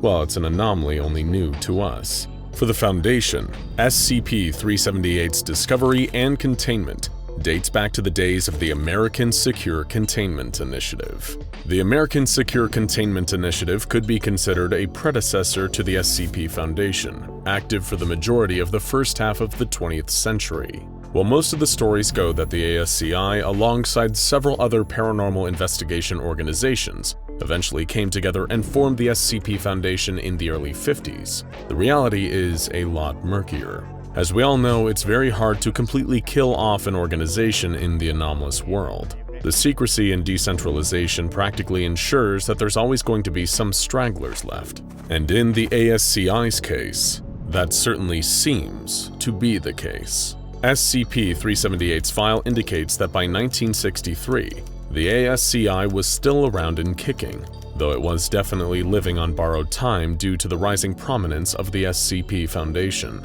The two organizations, the growing Foundation and the dying ASCI, attempted to keep tabs on one another throughout the decade, but the Foundation's espionage programs proved to be more intensive and thorough. For whatever reason, the Foundation was always getting the best intel, whether it was beating the ASCI to the punch on newly discovered anomalies, gaining access to otherwise classified information only available in ASCI documents of the highest security clearances, or finding ways to benefit from the organization's detriments through diplomatic meetings that always seemed to work in the Foundation's favor. It was clear that the SCP Foundation was the new hotness, and the ASCI would have a lot of catching up to do if it wanted to remain relevant in this new post-World War II world. Unfortunately, we all know what happened. The majority of the ASCI was absorbed into the Foundation shortly after its formation, and the pieces that remained would fade into obscurity in the coming years. But why was the Foundation's intel so good? More funding? Better trained agents? Luck? The answer, if you're familiar with the Foundation's ways, shouldn't come as a surprise. Of course, there was always going to be more going on behind the scenes, and that's where SCP-378 comes in. SCP-378 is an arthropod, resembling an Amazonian giant centipede, specifically one in the larval stage. SCP-378 measures about 3 meters long, with a thickness of 233 kilograms, and it possesses otherwise ordinary biological features, while about as normal as an anomaly contained by the SCP Foundation can get. On the dietary side, it eats like a normal centipede, consuming primarily other insects and lichen. On the reproductive side, things are a bit different. SCP-378 reproduces asexually, meaning that it's capable of generating offspring entirely through its own biological functions, which it excretes from its backside. A newly birthed instance, designated SCP-378-A, resembles a fully grown adult Amazonian giant centipede right from birth. But dissection of these baby peds suggests that this resemblance is superficial, as SCP-378-A's organ systems, beyond a primitive neural network, are entirely non-existent. These babies are essentially shell organisms, intended to be used by SCP-378, the host centipede, as remote drones. And that's how SCP-378 proves to be useful to the Foundation at large. You see, 378-A are endoparasites, meaning that they're organisms that live inside other organisms, like a tapeworm, but so much worse. SCP-378-A are used by SCP-378 to infect advanced primates, such as ourselves, but also a whole host of offshoots of humanity, such as the Homo ignotus, also known as SCP-655, and the Gigantopithecus sapiens, the common Sasquatch, which you might recognize as SCP-1000. SCP-378-A enters a host through an open orifice, and after infection, the entity will integrate itself with the host's nervous system through means that are poorly understood by the Foundation. This includes brain death of the host, and extending SCP-378's remote control through its offspring and into the host itself. Vital functions and sensory input remain unaffected, meaning that the host still retains some semblance of life function. Just, without a brain or anything. They're not there. They're just puppets, but you'll never be able to tell. When you think of someone being puppeted by an anomalous parasite, you'd probably expect them to act a little weird. Maybe they don't speak right, or maybe they start slithering on the floor or eating only small lizards. But that's not the case with victims of SCP-378. No. Once its offspring have infected a suitable host, SCP-378 will actually do a pretty decent job of integrating its victims back into their respective social sphere. This means maintaining all of their previous relationships as best as possible, such as keeping their jobs, and otherwise fitting in and not standing above the crowd. You'd probably assume they prefer to keep a low profile, mainly infecting hosts in small towns and sleepy suburbs. But you'd be wrong there too. SCP-378 loves the big city, places with high population density, and a robust entertainment scene. We'll explain later, but SCP-378 differs from ordinary insects in that its base instinct isn't to just infect and reproduce, it's to have fun. And the way it entertains itself is by living the lives of people who otherwise live busy, engaging lives, filled with plenty of social interactivity and places to go. The Foundation has yet to discover the upper limit of SCP-378, as the centipede has managed to infect quite a number of hosts with its offspring, which it all seems to maintain simultaneously without issue. Upon interrogation of a host, SCP-378 confesses to the existence of 26 human hosts, 2 instances of Guatemalan black howler monkeys, and 3 instances of SCP-1000. Considering the complex social hierarchies of monkeys, it's unsurprising that SCP-378 infected a few of them just to try them out, on top of infecting a few Sasquatches in the form of SCP-1000, which SCP-378 conveniently is immune to the inherent anomalous effects of. But there is no question as to which species SCP-378 prefers. In fact, those other things it infected, according to the host, were only acquired during periods of heavy intoxication. See, the centipede enjoys getting a little tipsy too. You can't have that in the Amazon rainforest. As humanity is the dominant species on Earth, we're the ones with the shiniest toys for SCP-378 to play with, the most exciting lives, filled with more pointless interaction and labor than a bug would know what to do with. And that's what makes SCP-378 so intriguing for the Foundation. It's an intelligent parasite, whose only motivation is to keep society running as normal so it can slip behind a few pairs of human eyes and see what it's like in the world it would never get to otherwise live in. Some of you are already thinking it, But SCP-378 is the perfect anomaly for the Foundation to use against its foes and adversaries. And as we covered earlier, in the 1960s, the Foundation had a lot to prove, mainly against the American Secure Containment Initiative. The Foundation knew to classify SCP-378 as a Thaumiel-class object. It was promptly contained in an underground terrarium filled with plenty of juicy lichen and ants for SCP-378 to feed on. Of course, there was also a decontamination chamber constructed adjacent to the regular containment chamber. Any personnel who would go in would obviously be at risk to an infection from SCP-378, and were sure that living the crazy, exciting life of a Foundation agent would have satisfied the sociable bug.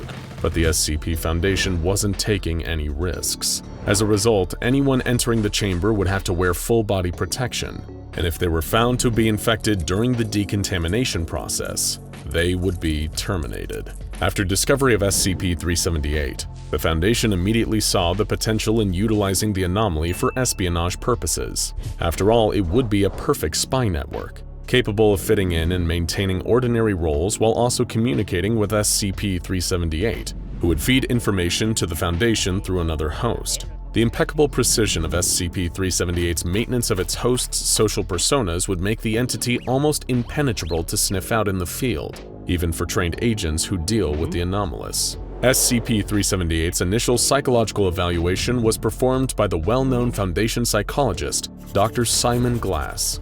Dr. Glass found that SCP-378 was obviously unique among arthropods, and possessed either human level of sapience, or at the very least, the ability to emulate its host's intellectual faculties. Regardless, the anomaly was intelligent, but a point of interest for Dr. Glass was SCP-378's relationship with its hosts. It maintained a constant, consistent sense of identity across multiple hosts. But interviews with SCP-378 revealed that it was fully aware that it was not those hosts in actuality. SCP-378 was essentially role-playing various human identities. It wasn't just easy for the Foundation to figure out that the centipede enjoyed masquerading as its hosts. It pretty much spelled it out with giant letters. SCP-378's hosts rarely interact with or send information directly back to SCP-378 or fellow hosts, because SCP-378 is in full control at all times. This is literally just a game for SCP-378, a source of entertainment. And if one of those hosts came under duress or was at risk of being found out by those in its life, 378 could easily abandon the host persona, which it had no issues in doing. Dr. Glass found that the host behavior was largely unique to each instance, and extroverted personalities were a favorite for SCP-378. Hosts rarely isolate themselves, except to sleep or use the bathroom, and SCP-378 appeared to take equal enthusiasm in both stressful and pleasant situations. After all, this was all a big role-playing session for it. SCP-378 appreciated some excitement in the lives of its subjects. In a way, this was like an infinite source of entertainment. You could live as many lives as you wanted at once, have almost no attachment to any consequences, because you're a bug who has no stake in the real world, and you get to experience things no other member of your species ever has or ever will. SCP-378 really is living the dream. Even to another human, this sounds pretty fun. We only get one life to live. SCP-378 gets to live as many as it wants. But Dr. Glass found another interesting fact about SCP-378. It was attached to a certain identity. Lisa Martin, a 33-year-old Mexican-American female employee at Digiana Tono's Pies, a pizza chain located in Staten Island, New York. Dr. Glass was a bit unsure as to why SCP-378 enjoyed Miss Martin so much, but it was clear from the way it talked about her that this was its favorite persona. And Dr. Glass could see why the more he studied Martin's routine. It was the perfect mixture of business, idleness, routine labor, and general engagement for SCP-378 to experience. Lisa Martin's routine was static. On every day except Saturday, from 8 a.m. to 6 p.m., Lisa Martin would show up to work at Digiana Tono's Pies. After she finished work, from 6 p.m. to 11 p.m., Martin would engage in maintenance of one of 17 rooftop gardens across New York City. Of these gardens, Glass discovered that 13 are maintained by volunteer organizations, 12 of which Martin was not a part of. On Saturdays from 8 a.m. to 11 p.m., Martin alternated between socializing with a collection of friends and coworkers and playing piano for various high-end bars. On all days from 11 p.m. to 12 a.m., Martin would shower and then prepare for bed. She would sleep from 12 a.m. to 7 a.m., and in the morning she'd get back up and do it all over again. When you see a person's schedule laid out like this, everything seems a bit more routine and less exciting, huh? It's not an exciting life laid out on paper, but SCP-378 loved it, for whatever reasons. Attempts to interrupt Lisa Martin's routine were unilaterally met with unusual levels of hostility from the bug and its hosts, and in the event of Lisa Martin's death, SCP-378 would happily direct another host to assume her identity. Yeah, we're not sure either. Regardless, 378 had a hobby, many hobbies, but Lisa Martin was special.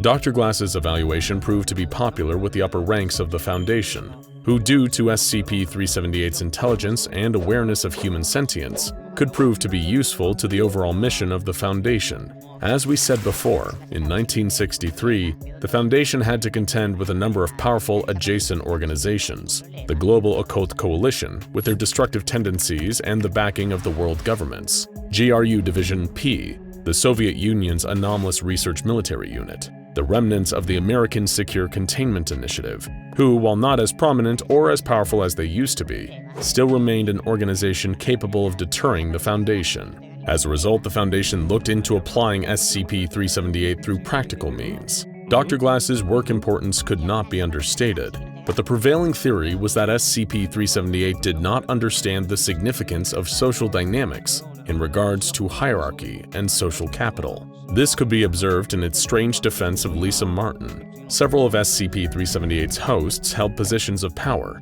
two of which, David Lockheed and Alfonso Leos, were even employed by anomalous organizations, and beyond the reach of the Foundation's then capacity to contain. Even holding these powerful positions, SCP-378 displayed a willingness to sacrifice the hosts to defend, replace, or otherwise maintain Lisa Martin, its favorite host. It was here when the Foundation saw an opportunity. If they could use SCP-378's favoritism of Martin to get it to do what they wanted, their dream spy network had a chance of manifesting into reality. David Lockheed, one of SCP-378's hosts, was a low-level employee of the ASCI, but if the Foundation was able to persuade SCP-378, using Martin's safety as collateral, Lockheed could rise through the ranks of the organization into a position where the Foundation needed a puppet. Second, they realized that Martin herself could prove to be a useful asset. The Foundation was always looking for new ways to conduct reconnaissance, and pizza parlors were an ideal meeting spot and espionage center, if they could be kept from the public eye. Martin's place of employment would soon be converted from your average Staten Island pizza parlor to one of the Foundation's very own spicy crust pizza chains. See what they did there? Spicy crust pizza, SCP. They are so clever. Regardless, the use of SCP-378's anomalous abilities to defend Foundation operatives in the United States seemed like a useful prospect, and the idea was put to a vote by the Overseer Council. It passed, with only minor detraction, under the name of the Kraken Protocol. As a result, SCP-378's containment procedures were updated, and containment of the anomaly would be focused on three primary components. Its first host, SCP-378-1, was held in the Area 19 barracks of the SCP Foundation. -1 was employed as a maintenance technician with a low security clearance, and in the case of death, a brain-dead or comatose reserve personnel would be elected to replace it. SCP-378-1 served as the Foundation's primary means of communication with SCP-378. After all, they needed a channel to speak directly to the bug in charge, and -1 was their way of doing so. SCP-378-2 was David Lockheed, an average employee of the American Secure Containment Initiative, working in their clerical sector. Lockheed was tasked with sabotaging ASCI operations for the Foundation, as well as collecting information in the Foundation's interests. SCP-378-2 was a little more difficult to replace than the average SCP-378 host, and was required to follow a strict health and exercise regimen. If something were to happen to Lockheed, there's no telling if the Foundation would be able to replace him, and the chances of that happening were low. Lockheed was the perfect spy, with an established rapport with the ASCI going back at least a decade, and access to information the Foundation would use to outsmart the initiative at every turn. It shouldn't come as a surprise to you that the ASCI's days were numbered, and eventually, they closed their doors entirely. SCP-378-3 was Lisa Martin, who worked at Spicy Crust Pizza in Staten Island. Martin's purpose was to maintain a network for Foundation operatives in New York and host a place where they could congregate and meet without issue. On top of that, Martin was still SCP-378's favorite persona, and the entire operation hinged on SCP-378 having Martin available to it. As a result, Lisa Martin would have to be replaced as soon as possible if anything were to happen to her. And with that, the Kraken Protocol was in place. Each instant formed a part of the Foundation's information gathering campaign and was outfitted with a tracking device and an audio recorder. Every week, embedded agents stationed near each host were to evaluate the health and integrity of them and the equipment they had inside them. If this initial rollout was a success, the Foundation would continue to use SCP-378-A in further infiltration of its enemies, but the Foundation would have to see how things played out first. Less than 2 years later, Lockheed had retrieved significant information for the Foundation, and the Kraken Protocol proved to be a success. A new site, Site 56, located near prominent anomalous locations, was about to be constructed. SCP-378 seemed excited at the prospects of a change in scenery and more hosts to infiltrate, but there was also something the Foundation could never have expected. In an attempt to gain a new host for SCP-378 to control, the Foundation came across something disturbing. Their target was an agent of the FBI's Unusual Incident Unit. After drugging him and bringing him back to the Foundation in order to receive an SCP-378-A instance inside him, SCP-378 informed the Foundation that it couldn't establish a connection with the agent. The personnel were confused. The agent was still alive, and 378 never had any difficulty in connecting with hosts before. They did a number of tests on the agent and tried to figure out what went wrong. That's when the Foundation discovered that there was a different centipede inside the agent's head, where the SCP-378-A instance would typically be. It looked like the Foundation had a much bigger issue on their hand than they ever had realized. The creature let out an unmistakable squeal of rage as stimulus Y-835 took effect. Dr. Christensen pressed his face up against the glass, eager to see the results. It had to work this time. It simply had to. He was certain that this attempt would make all the other failures worth it, and he'd once again prove the Foundation's faith in him to be well-placed. SCP-5683 shrieked a loud, insect-like sound that would have normally made the blood run cold of anyone that heard it. But to Dr. Christensen, it was like music, a monster's dying fanfare to mark his success. Soon he'd be the researcher who neutralized not one, but 2 tenacious, highly adaptable anomalies. The senior researcher could feel his heart racing as the deadly giant spider started to twitch, then burst into 2 identical entities. The pair of arachnid anomalies had reacted much like the results of the tissue sample tests conducted earlier, dividing into 2 separate organisms. Christensen held his breath. The tissue samples had destroyed each other, attacking and injecting the other with lethal doses of venom. Surely, he reasoned, duplicating SCP-5683 into 2 would have the same result. His heart sank as he watched one of the spider creatures, the duplicate, perish almost immediately. As it often did when presented with human prey, SCP-5683 attacked using its mandibles and impaled its copy with its front legs to pin it in place. The clone had bitten back, with Dr. Christensen already knowing that would have granted SCP-5683 an immunity to its own venom. Its powers of adaptation were fiercely, frustratingly efficient, and nothing demonstrated this more than the intense reaction from the man tasked with destroying it. Dr. Christensen hurled the nearest object, a coffee mug, at a glass window of the observation room, overlooking the test chamber. He pounded his fist against the glass, hardly with the required force to cause damage, but enough to send pain shooting down Christensen's wrist, which then nestled in his forearm, a reminder that the experiment, like the others, had failed. "Why can't I destroy you?" he muttered through clenched teeth. looking with hatred at the enormous spider in the chamber below. The directive had reached him the day immediately after New Year's Day 2020, and straight from a member of the O5 Council no less. Their message expressed how impressed the Council was with Dr. Christensen's success with the Doomsday Clock project, and how favorably his name had been mentioned in Council meetings. This boded well for the ambitious Foundation doctor. He'd been hoping to snag the director position at Site-04 now that Director Bray had retired.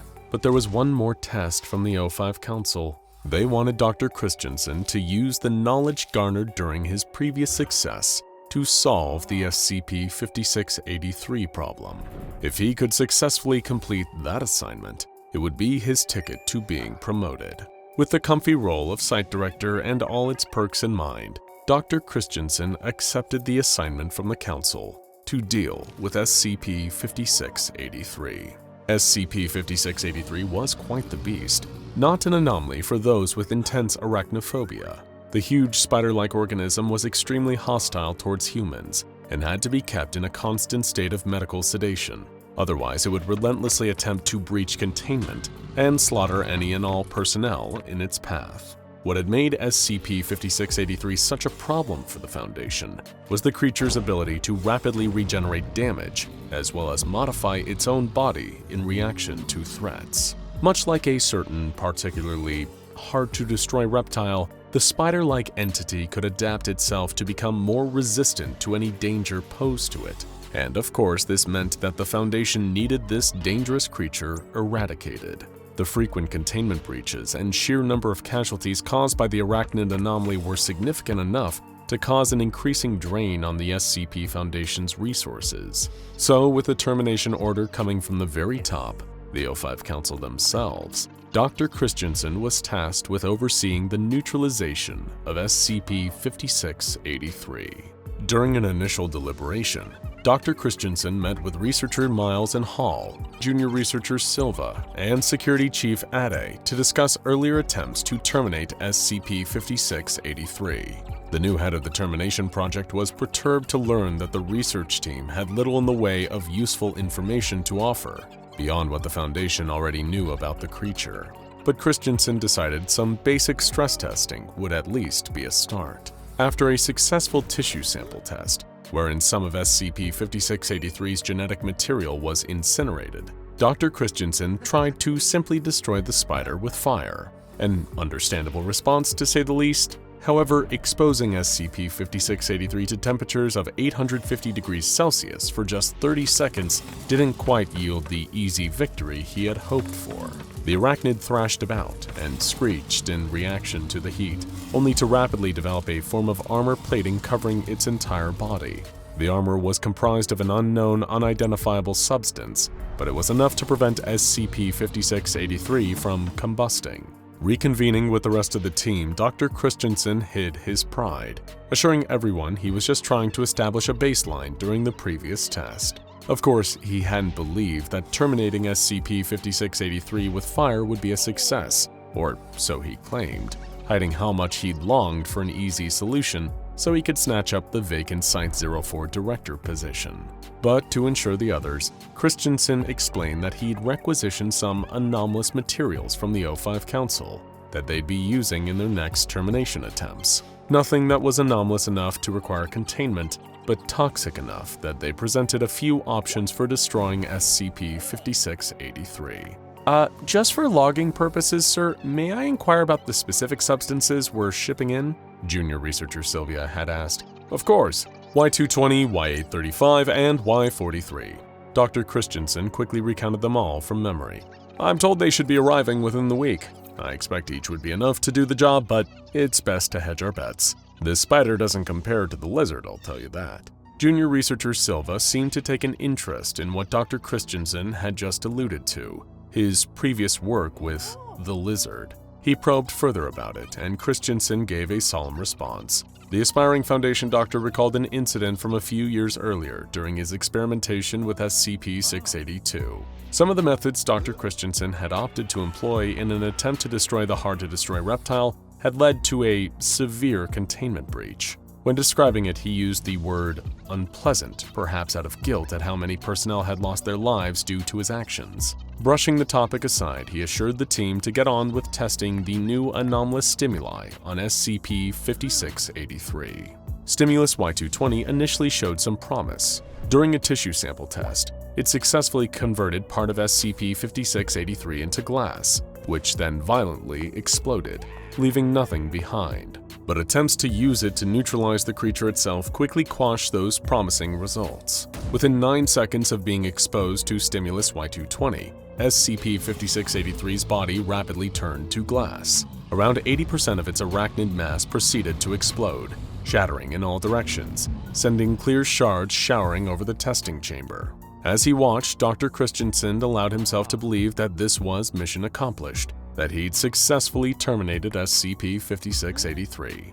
But his celebration was premature. The spider quickly began reconstituting itself, its body regenerating within the space of 30 seconds. After testing with both stimuli Y220 and Y835, Dr. Christensen's frustration seemed to be increasing with each failed attempt. He knew his promotion was within reach, and as far as he could remember, he'd done good work with damaging SCP-682. Why should eradicating this anomalous spider be any different? However, it was a test with stimulus Y436 that enraged the ambitious doctor. Expecting the anomalous stimulant to turn SCP-5683 into a fine mist, Christensen watched as the creature's body vanished, literally vaporizing, changing states of matter to little more than water in the air. Suddenly, every light in the facility powered off, plunging the testing chamber into darkness. When the lights came back on, SCP-5683 was standing on all 8 legs, right where it had been missed only 3 seconds earlier. The research team had gathered for another mediation, and Dr. Christensen's anger still hadn't subsided. He kicked a chair to emphasize his frustration, alarming junior researcher Silva, who urged him to calm down. After eventually cooling his temper, Christensen made an announcement that caused even greater concern to spread amongst the team. "I'm requisitioning Y910. Researcher Halls and Researcher Miles objected, trying to get Dr. Christensen to realize that the course of this action was excessive, overkill even. But Christensen disregarded them, standing by his latest method for terminating SCP-5683. The Global Occult Coalition had previously used Y910 to poison gods. He felt sure that it would work on one anomalous giant spider. His time was running short. Dr. Christensen was aware that any day now, the O5 Council would be appointing a replacement director of Site-04, and he wanted that promotion. And he didn't seem to care what corners he cut and what risks he took to get there, even if it meant endangering his research personnel. Dr. Christensen declared that in order to save time, he would be bypassing tissue samples to test for termination attempts. The longer it took to terminate the anomalous arachnid, the more his window of opportunity closed, and the further the director position slipped from his fingertips. Accepting full responsibility for the reckless decision and anything that might go wrong, Dr. Christensen wanted to use stimulus Y910 directly on SCP-5683. He urged the research team to make the necessary preparations, unaware of what his decision would lead to, and the chaos it had already caused. The test was catastrophic, so much so that it caused a containment breach. With SCP-5683 loose and scuttling about the facility on its multiple legs, Dr. Christensen and junior researcher Silva were forced to rush to the secure bunker on site for safety. Christensen was in a state of panic until he noticed something, and not for the first time either. He'd been detecting a foul smell whenever he'd conducted the meetings to discuss termination options. But the other members of the research team had quickly explained it was nothing more than repeated accidents in the cafeteria. But here was the stench again, worse than ever. Yet junior researcher Silva brushed it off again, stating that SCP-5683 must have gotten into the facility's reactor. The junior researcher quickly became inconsolable, stating that the whole situation was his fault. Dr. Christensen interjected, demanding to know how it was and what Silva had done to cause this situation. He replied that it was his duty to oppose ill-advised actions, and when Christensen had declared his intention to use Y910, the junior researcher hadn't opposed him.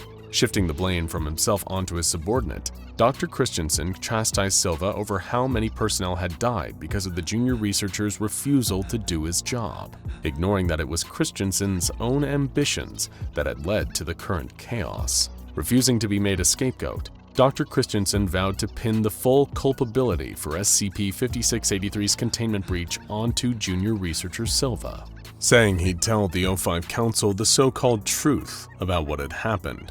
But Silva pointed out that there wasn't much of a likelihood that the bunker would survive the reactor overloading.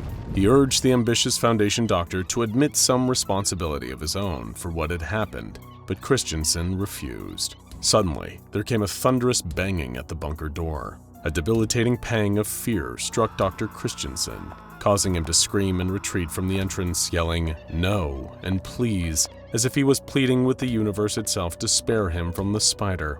Junior researcher Silva walked over to the bunker door just as strong arachnid legs tore the heavy steel bulkhead off its hinges like it was made of little more than wet paper.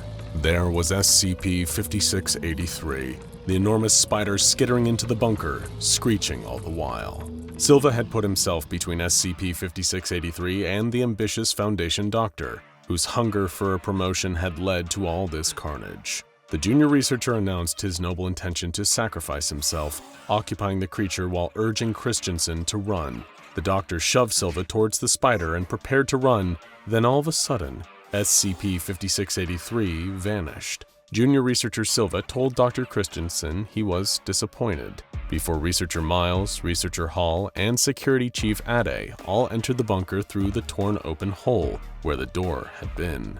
Christensen questioned where SCP-5683 had gone, to which Silva explained there was little reason to keep a dummy around once it had served its purpose as a substitute. "You mentioned you worked with the lizards, sir," the junior researcher recounted, "that there was a containment breach.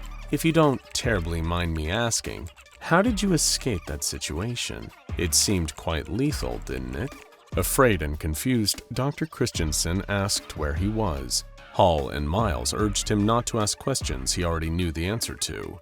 Silva explained who they all were, a jury, specifically Dr. Christensen's jury, and according to them, the ambitious doctor had disgraced himself again.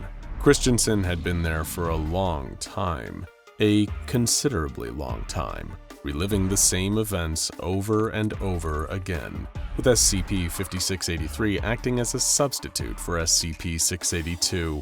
It was the same situation, he'd made the same decisions, the same mistakes, and it had cost lives. Now Dr. Christensen was trapped in an endless loop, penance for the casualties that had occurred at his hands, all in the pursuit of his own selfish personal gain.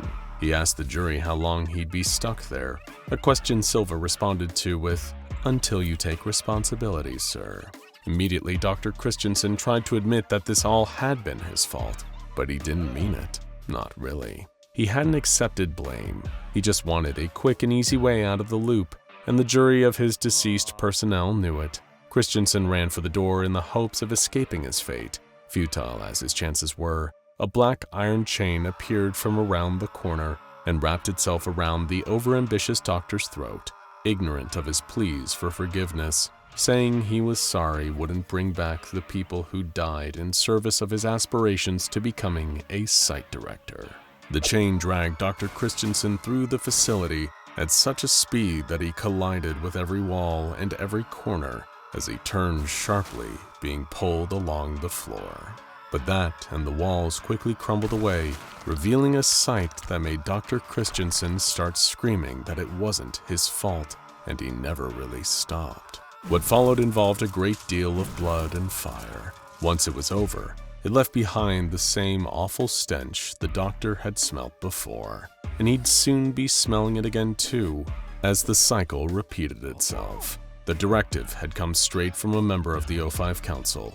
They were impressed with Dr. Christensen, and the ambitious Foundation doctor had been hoping to snag a director position at Site-04. But there was one final test for Dr. Christensen to solve the SCP-5683 problem.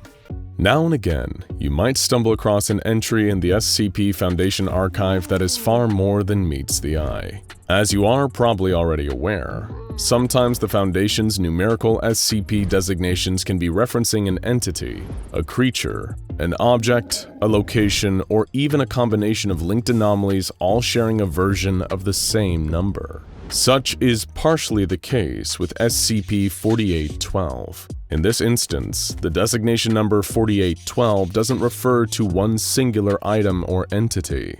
Instead, it is more of a collective designation, an umbrella term for 3 distinct, separate, but connected anomalies. We've got a lot of ground to cover here, so without further ado, let's take a look at SCP-4812, better known collectively as Wrath. We'll begin in a cavern deep beneath Alais in the south of France, where we find the first of the entities to share the designation SCP-4812. This creature, large and without its own distinct form, is referred to as SCP-4812-S. It possesses a number of long appendages that protrude from its amorphous body, each one covered in a sticky adhesive, a sort of glue-like substance. In addition, each appendage, as well as the rest of SCP-4812-S's body, is covered in fine hair that is also hydrophobic, meaning that it does not absorb water, and in fact actively repels it. These tendrils extend deep into the walls of the cavern surrounding the creature. SCP-4812-S also has an inherent latent ability to affect anyone that visually perceives it. In other words, look upon this creature at your own peril. And we don't mean that looking at it will drive you mad. The fact is that nobody has been able to look directly at this creature without suffering a horrific, grisly death. Upon taking even the quickest glimpse of SCP-4812-S, the person observing will suffer the same effect they would if their eyes, brain, and entire nervous system had been dipped in caustic acid. Yes, this creature instantly melts down on a molecular level anyone who is brave enough or foolish enough to directly look at it. That means a pain unlike any you could imagine. Bleeding through the skin and all orifices, paralysis, asphyxiation, and then death in that order. Humans cannot directly interact with the creature unless it is submerged in total darkness, where they cannot perceive it visually. The anomalous hazard of this entity even extends to photos or video recordings of SCP-4812-S. However, the effect is not as immediate or violent when someone just looks at an image or video of it. Still, you might want to check that your brain isn't melting after this video is over, just to be safe. Beyond killing anyone that sees it, SCP-4812-S does very little, staying quite still in its cave behind the maximum security doors the Foundation has put in place at the entrance. So that's our first of the SCP-4812s. Who's next? How about SCP-4812-E, an approximately 15-meter-tall humanoid made of platinum? This entity appears vaguely skeletal, with traces of tungsten and other metal compounds in its composition. SCP-4812-E remains at a constant body temperature of 0.0000000031 Kelvin, or almost negative 460 degrees Fahrenheit. However, this entity can also absorb the heat around it without changing its own temperature, reducing a cell at room temperature to absolute zero in around 16 seconds flat. And it's because of this that SCP-4812-E is often surrounded by a layer of frozen air and water. Much like the other creature it shares a designation with, close interactions with SCP-4812-E are often deadly. Stand too close and the air around you would drop in temperature rapidly. The water within your body would freeze, and in seconds, you would die. Even with the use of a specially insulated suit, you would be lucky to gain a few short moments of added protection. The only thing that weakens SCP-4812-E's effect is to expose it to extreme heat, although this does not stop the temperature absorption entirely, just slows it. But it's through the constant application of high temperatures that the Foundation has been able to keep SCP-4812-E contained in a thermally controlled vault kept intensely hot at all times. Finally, we have the last of the three, designated as SCP-4812-K, and we recommend anyone with a bug phobia to look away now. This creature is an enormous winged insect, almost like a cross between a stag beetle and a scorpion in some of the physical traits it shares with them. While its size might be significantly bigger, measuring 180 meters long, The insect possesses 2 large pinchers, 4 legs, 4 wings that extend from its back, and a long segmented tail with a pointed barb at the tip. Yes, this creepy crawly would need a lot more than just a can of Raid to get rid of it. But perhaps most strangely of all is SCP-4812-K's face. Not the typical insect eyes and mouth you would expect, but the face of a human male. Much like its cavern-dwelling counterpart, SCP-4812-K tends to not do all that much when left alone. It can usually be found flying through the upper stratosphere, only really moving when it flaps its wings. You might have a hard time trying to spot it though, as its body is coated in reflected chitin. In other words, the bug's exoskeleton refracts light away from it and makes it almost invisible. While the SCP Foundation has made attempts to secure and contain this gigantic flying insect after they learned of its existence, the creature's sheer size and strength have destroyed any fighter jets or drones they have sent after it. It seems impervious to damage from conventional weapons, with anything fired at it being almost perfectly reflected and directed back towards the shooter. All the Foundation can really do is hope that nobody else spots it and keeps a close eye on SCP-4812-K through regular surveillance. Above all though, one procedure remains consistent and all of the utmost importance with every aspect of SCP-4812. Never, under any circumstances, can any of them be allowed to interact with the other 2. So what could possibly connect these 3 creatures? An amorphous entity that kills anyone who looks at it. A giant humanoid male made of platinum that alters temperature without absorbing heat. And a winged insect that is almost perfect at reflecting anything around it. They all seem to be pretty disconnected. Yet their common thread must be pretty significant for all 3 to share the title of SCP-4812. Indeed, if they had no relation to each other, they could each have their own unique number. And what is the mysterious 4th redacted entity that is also referred to as SCP-4812? The answers to this multitude of questions aren't exactly straightforward. Still, there does exist a series of anomalous documents and items that the Foundation has recovered that feature some of the necessary information. Recovered from Marcus de Wees, a Dutch collector of anomalous artifacts. These items are referred to as the Connington set, named after Winston J. Connington, an English archaeologist and occultist whose research led the Foundation to the discovery of a number of SCPs. Among the various artifacts of the Connington set is a journal kept by Connington himself, featuring depictions of the different SCP-4812 creatures and notes recording his findings. The set also features 3 hefty tomes written in German over the course of many years that contain multiple archaic coordinates. In one, an edition in Italian by another author seems to shed a little light on SCP-4812. The translation of this section tells of an ancient kingdom, respected above all others, known either as the House of Apollyon or the Sky Kings of Old Europe. The first ruler of this kingdom was allegedly a descendant of the King of Crimson Skies, or Asem, the First Man. These Sky Kings ruled over what is now modern-day Europe for 100 generations, conquering all who opposed them. Among their adversaries were those faithful to the Iron God, presumably the Mechanites, the ancient machine-worshipping religion that preceded the Church of the Broken God. Eventually, however, complacency reared its ugly head, and Sky King Ceres VIII von Apollyon looked beyond the realms of men, hoping to find new land to conquer. Sarius VIII assembled his forces, the largest army ever seen, and set his sights on the lands of the Fair Folk, more commonly known as fairies nowadays. These fair folk were already engaged in conflict with their southern neighbors, the Children of the Moon, and were drastically underprepared for Saris's approaching forces. Within 2 weeks, the fairies were scattered, driven from their lands. There was, however, a sole survivor, a Fey princess, who was captured and faced the grim fate of being taken as a trophy.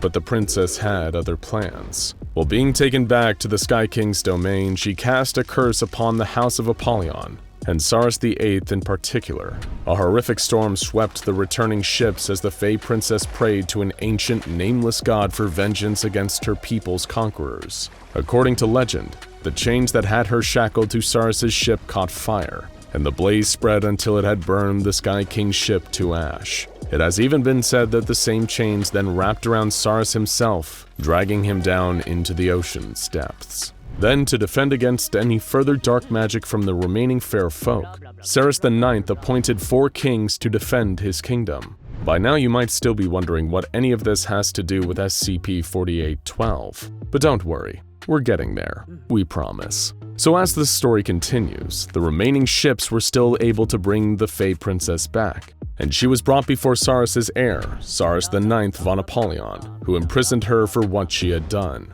The princess was sent into a sealed dungeon deep beneath the oceans. This prison is heavily implied to be the first of the SCP-4812 entities, better known to us as SCP-4812-S. However, the explanations of the heat-sink platinum humanoid and the reflective flying insect are a little harder to decipher from Winston J. Connington's journal. While most of Connington's notes are written in a cipher, a few sections have been translated. According to him, from her prison deep below the earth, the voice of the fairy princess was able to communicate with the souls of the 4 knights protecting Ceres IX's kingdom. As a result, the Sky King was forced to banish them, and this brought forth what Connington referred to as the Great Profanities. Without the knights' defense, some force known as the Vinivinex, the first profanity was able to cast its cold hand over Ceres' only daughter, killing her. A creature whose presence can drain the heat from a person? Sounds an awful lot like SCP-4812-E, huh?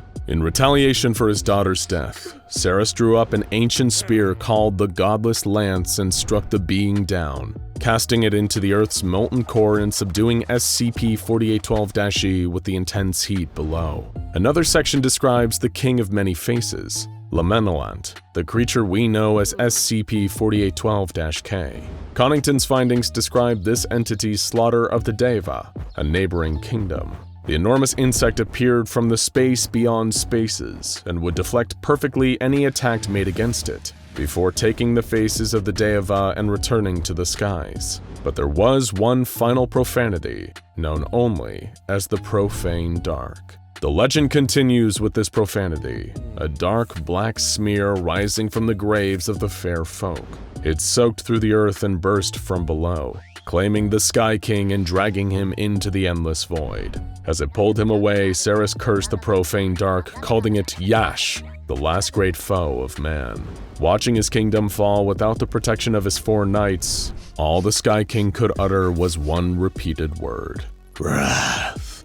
Our disgusting tale of anomalous nastiness begins in the humble town of Beckley, West Virginia, back in the 1990s. It was 10 a.m. on a hot day in early August, as Oscar Doug was winding his way through the wooded roads and back streets of town. He isn't the villain of our story, he's just a man doing his very unglamorous job, cleaning up roadkill for the local government. Plenty of woodland critters meet their ends against the wheels and bumpers of careless drivers, and it was thanks to the tireless work of people like Oscar Doug that the fine roads of rural America aren't piled high with carcasses. Of course, Oscar was used to seeing some unpleasant things on the job, but nothing like this. When he began pulling over to the side of the lonely street to pick up a dead deer, he was shocked to see a sudden flash of stark white illuminated by his headlights. It was a naked human woman crouched over the deer carcass. She was sucking at the exposed red flesh on the deer's flank as though feeding off of it. Flies circled around her in the hot summer air.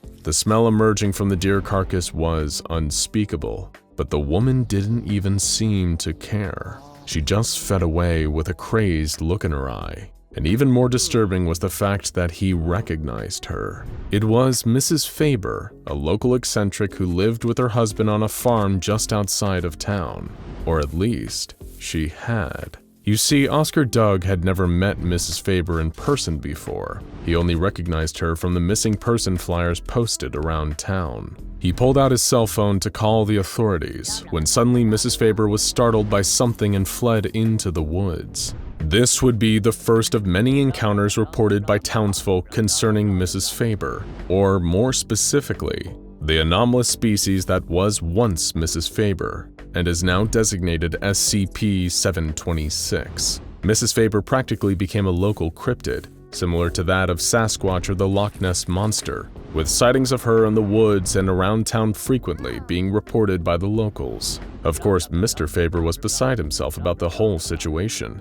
what was happening to his beloved wife. People assumed a psychotic break or some kind of sudden onset of acute dementia. She had to be apprehended and brought in for her own good before she caused harm to herself or others. And on August 16th, she was finally found and captured. Mrs. Faber was found in the dumpster of a local diner with a large dog. After being subdued, she was sent to a nearby hospital. Her condition had seemingly advanced to the point where she was no longer even capable of speech. However, if it had ended there, the SCP Foundation wouldn't have been called in.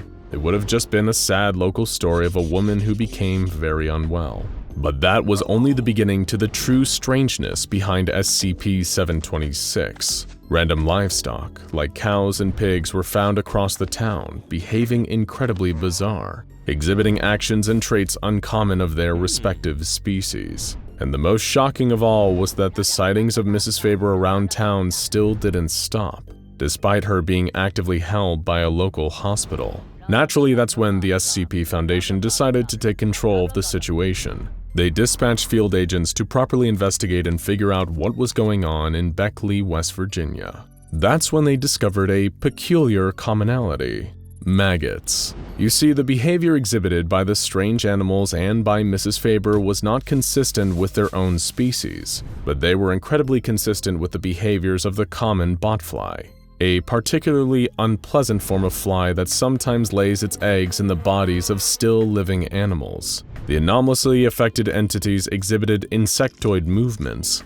an affinity for rotting meat, and even strange shifting of the back muscles, suggesting the gesture of flapping wings that weren't there. But what was going on here? Was this mind control, or something more insidious? As it turned out, the key to unlocking this mystery was in the dumpster that Mrs. Faber was found in. An entire pig was found inside the dumpster, exhibiting the same strange behaviors as the other anomalous animals. But not long before it was transformed into a pig, it was simply a half-eaten hot dog thrown to waste in the garbage. This miraculous transformation came courtesy of SCP-726, now also known as the Reconstructive Maggots. Much like regular maggots, these creatures are attracted to decaying flesh and will multiply and consume dead bodies or rotten food rapidly. However, the truly strange thing is what happens afterward. The maggots will expel purified waste matter, which then reconstitutes back into a kind of living, exact clone of the entity it once was. Well, exact in a physical sense. In a psychological sense, these clones are exactly like a mature botfly. The maggots that reconstitute these bodies die off almost immediately, but whenever two of these clones mate, with reproductive behavior often being inspired by the presence of carcasses or spoilt meat, they produce more eggs, which in turn release SCP-726 maggots and begin the cycle all over again. And fascinatingly, these maggots can reconstitute an entire clone from even a portion of the original creature. Which begs the question, why were there seemingly multiple Mrs. Fabers sighted in and around the town of Beckley, West Virginia? Upon further investigation into Mrs. Faber and her husband, a terrible secret came to light. Mr. Faber had murdered his wife in a fit of rage and cut up her body before burying the pieces around the grounds of his home. Unbeknownst to him, an infestation of SCP-726 maggots across the property ate each piece and reconstituted them into individual fly-brained clones of the original. Mr. Faber was later arrested for the murder, and multiple people in the town of Beckley were given amnestic treatment to forget the strange and frightening things they'd seen. But for the Foundation, the strange and frightening things were only just beginning. An unnamed doctor with the SCP Foundation decided to conduct a series of utterly repulsive experiments on SCP-726, opening the log with the fateful words, "I've decided to begin by testing the limits of repeated replication. A single SCP-726 egg will be introduced per sample. Due to their rapid multiplication, maggot volume does not affect their speed of operation, only the size of the organism to be reconstructed." The first subject was a recently deceased Norwegian rat, cut in half lengthwise. When the SCP-726 eggs were introduced, the two halves were rapidly constituted into a pair of living rats with mirrored fur patterns. Both of these rats were then ground into a fine paste, and mixed, wondering if SCP-726 would create a hybrid. They did not, instead separating the mix into two piles and once again creating two rats, nearly identical to the ones before, except for one of them now having a red right eye.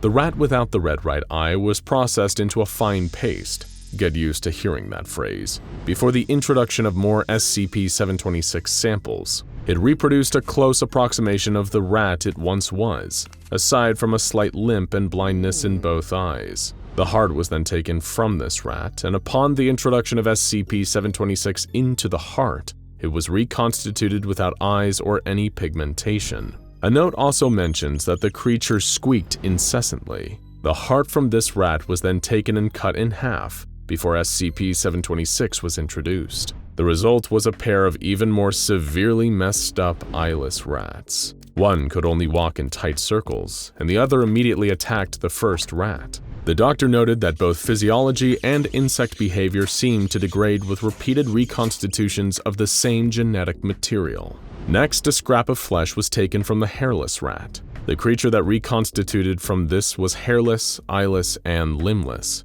and didn't successfully survive for long. A liver was found inside its brain case. But because this particular researcher hadn't spit in the face of God enough for one day, the tests continued. The liver from the brainless rat was given a dose of SCP-726, and the result was an eyeless, legless, limbless creature with a long, worm-like midsection, which quickly began to devour its own posterior before dying of blood loss. This dead rat was then put through 3 more iterations of testing. It first became a large, formless mass of tissue, and then a long, slug-like creature that takes in nutrients through its skin.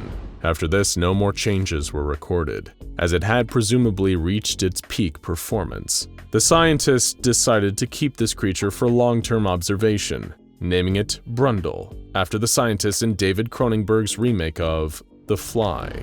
At this point, the doctor began to conduct tests that, mercifully, did not involve any more rats. Instead, the Foundation moved on to humans. Dried flesh from a body that's over 2,000 years old was given to SCP-726, leading to a full reconstitution of a middle-aged man with the mind of a fly, opening doors to potential practical forensic applications of SCP-726. Humans seem to experience a similar degree of form degradation after multiple reconstitutions from the same genetic material. But due to humans being larger and more complex organisms, the changes are often less pronounced, like changes in eye color or fingerprints. While the forensic use of SCP-726 is an open door, clones produced by SCP-726 are worthless for both medical and food purposes. During one experiment, SCP-726 was used to replace a missing chunk of a wounded D-Class's leg. This appeared to be successful at first, until the D-Class later experienced a rapid mental devolution into a fly-like state, just like the other victims of SCP-726. The D-Class was terminated, and the test was recorded as a failure. It's believed that a similar thing would happen if organ transplants were taken out of SCP-726 clones and given to non-anomalous donors. SCP-726 was used to clone several livestock animals, such as cows and pigs. Food items like steaks were rendered from these animals, cooked and given to D-Classes. Much like the transplants, this led to a similar state of devolution for those who ate the infected meat. Even when the meat was thoroughly disinfected and processed, the anomalous effects remained. So no, SCP-726 won't be ending world hunger anytime soon. Though if it gave us all the minds of flies through tainted meat, it may at least end all global warfare, seeing as flies don't have the mental capacity to create or wield weapons. At this point, it seemed that the researcher was just curious and felt like trying some other random experiments just for the heck of it, like getting SCP-726 to reconstitute a non-anomalous botfly, leading to the clone simply being an unusually large botfly which died shortly thereafter, or testing a burger patty from a local independent drive-thru restaurant that reconstituted into 2 different cows and 1 large rat. Yummy. But the most horrifying result of all came when they tested SCP-726 on what was supposedly a vegan burger, made entirely out of artificial meat and plant matter. The resulting creatures were so unimaginably horrifying they literally cannot be described. Even hardened SCP Foundation researchers were driven to scream and vomit at the mere sight of them. One of these creatures was killed and ground into fine paste before SCP-726 was introduced again. Somehow this resulted in something even worse. A truly horrifying unkillable entity on par with SCP-682. Even when they liquefied the beast, it kept attacking. They could only stop it by freezing it and keeping it on ice. Testing into SCP-726 was suspended shortly thereafter. Maggots, spotflies, and rat paste. How lovely. If you were eating during any of this, well, you only have yourself to blame. We've all heard of the Led Zeppelin song Stairway to Heaven, a title that invokes the image of a stairway leading up to a land of peace and paradise. But where else could a stairway lead? To a dusty attic full of old photo albums? To the upper level of a mall where the movie theater and frozen yogurt shop are neatly situated? Perhaps it leads to a rooftop with a beautiful view. Or maybe, just maybe, a staircase could lead you to SCP-2427. SCP-2427, appropriately nicknamed A Thing Full of Stuff, is an extra-dimensional area filled with a variety of unusual and anomalous objects. SCP-2427 can be accessed by way of a broken stone staircase located in rural Ohio. According to local legend, carrying a sprig of hemlock up the broken stairs will allow a person to emerge into a mysterious grass clearing that appears to be in a forest somewhere in the United States. No matter what time a person ascends the staircase, the solar time in the clearing will always be 2 p.m. You know how people say it's 5 o'clock somewhere? Well, it's 2 o'clock somewhere too, and that somewhere is here. The pocket dimension that is SCP-2427 is thought to have been a holding area for weapons, prisoners, and artifacts belonging to an ancient cult known as the Brazen Heart. Little is known about this relatively obscure cult, other than the fact that they worship the demonic entity Moloch, a known enthusiast of violent human sacrifice, and were previously thought to have been eradicated during the Spanish Inquisition. The existence of SCP-2427 suggests that they are very much not eradicated, and are still active. They refer to these holding areas as attics, and though no confirmed members of the Brazen Heart have been contacted, it is considered possible that there are at least a handful of other attics hidden around the world. The Foundation has identified 7 anomalous objects inside of SCP-2427 so far, each strange in its own beautiful, though often terrible way. Like snowflakes, if they were capable of killing or maiming you. The first object in SCP-2427, aka SCP-2427-1, is a seemingly normal fire hydrant. However, if you think there's anything normal about the items found here, then you haven't been paying attention. The hydrant is made out of lead, and when opened, it expels high levels of ionized radiation. No specific measurements of the radiation have been taken yet, but it is definitely hazardous to human health. One unfortunate member of D-Class personnel has proven that it is a high enough level to melt human flesh. Sorry about your face, Dave. The hydrant is currently contained within an electrified perimeter and is not to be opened under any circumstances to prevent any further flesh melting. The last thing we need is another Dave incident. The second object contained within SCP-2427 or SCP-2427-2 is not actually an object at all. It's a building.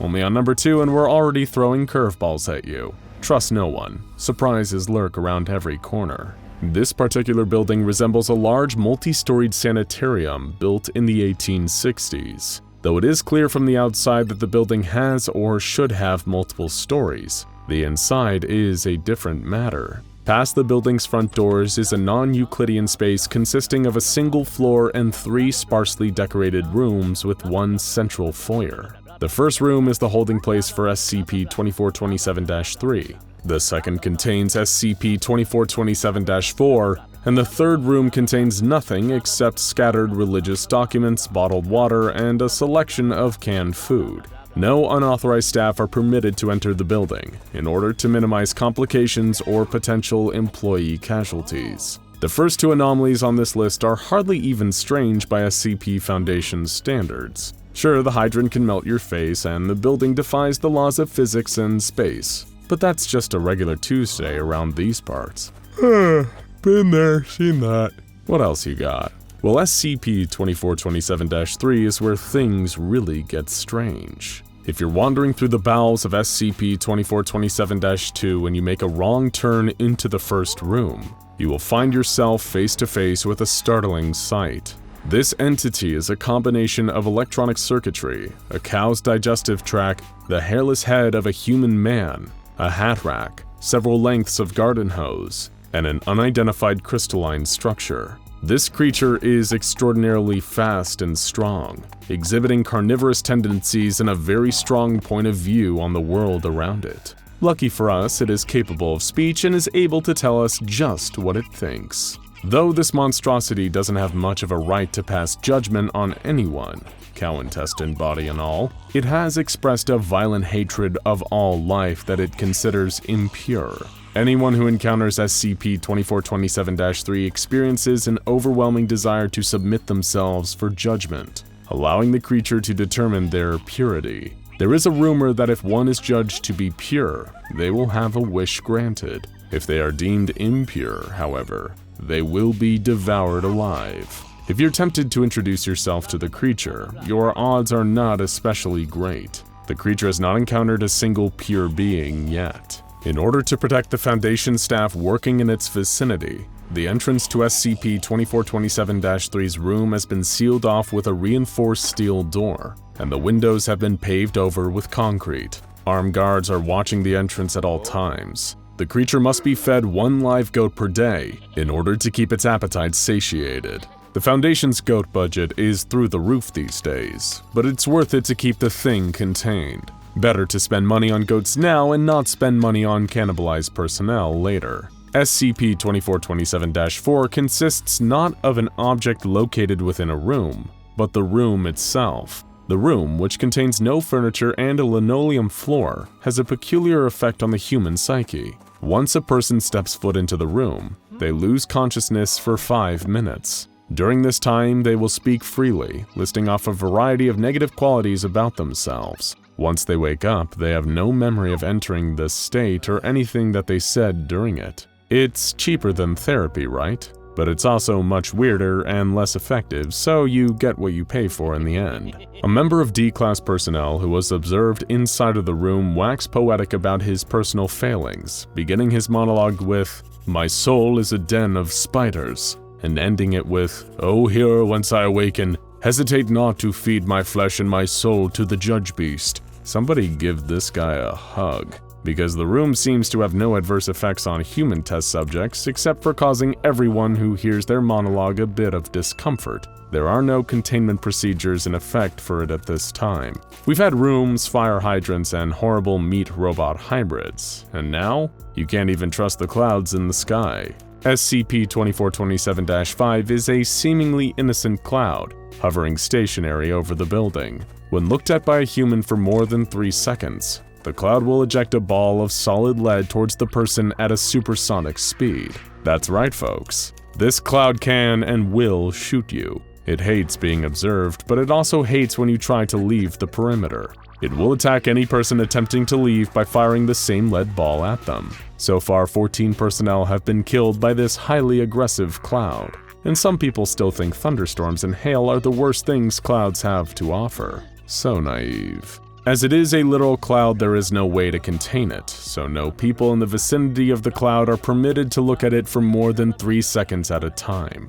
SCP-2427-6 is a series of 18 small trees, spread throughout the instance of SCP-2427. Above ground, the trees look normal, though their species has proven surprisingly difficult to determine. From an external perspective, they are simply ordinary trees. However, radar analysis revealed that the roots of these trees are deeply strange. Instead of the usual twisting tree roots, the ground below these trees contains a mass in the shape of a human body. Much to the disgust of the observing researchers, these humanoid masses occasionally twitch and move, as if alive. The trees themselves appear to be growing from the crotch area of each humanoid figure. How's that for morning wood? I know, I get it, bad joke. This arrangement between tree and person seems to be some kind of punishment, as each tree is marked with a plaque reading, The lecherous suffer what they must, and it is beautiful. Until it can be certain that the condition of these human roots is not contagious,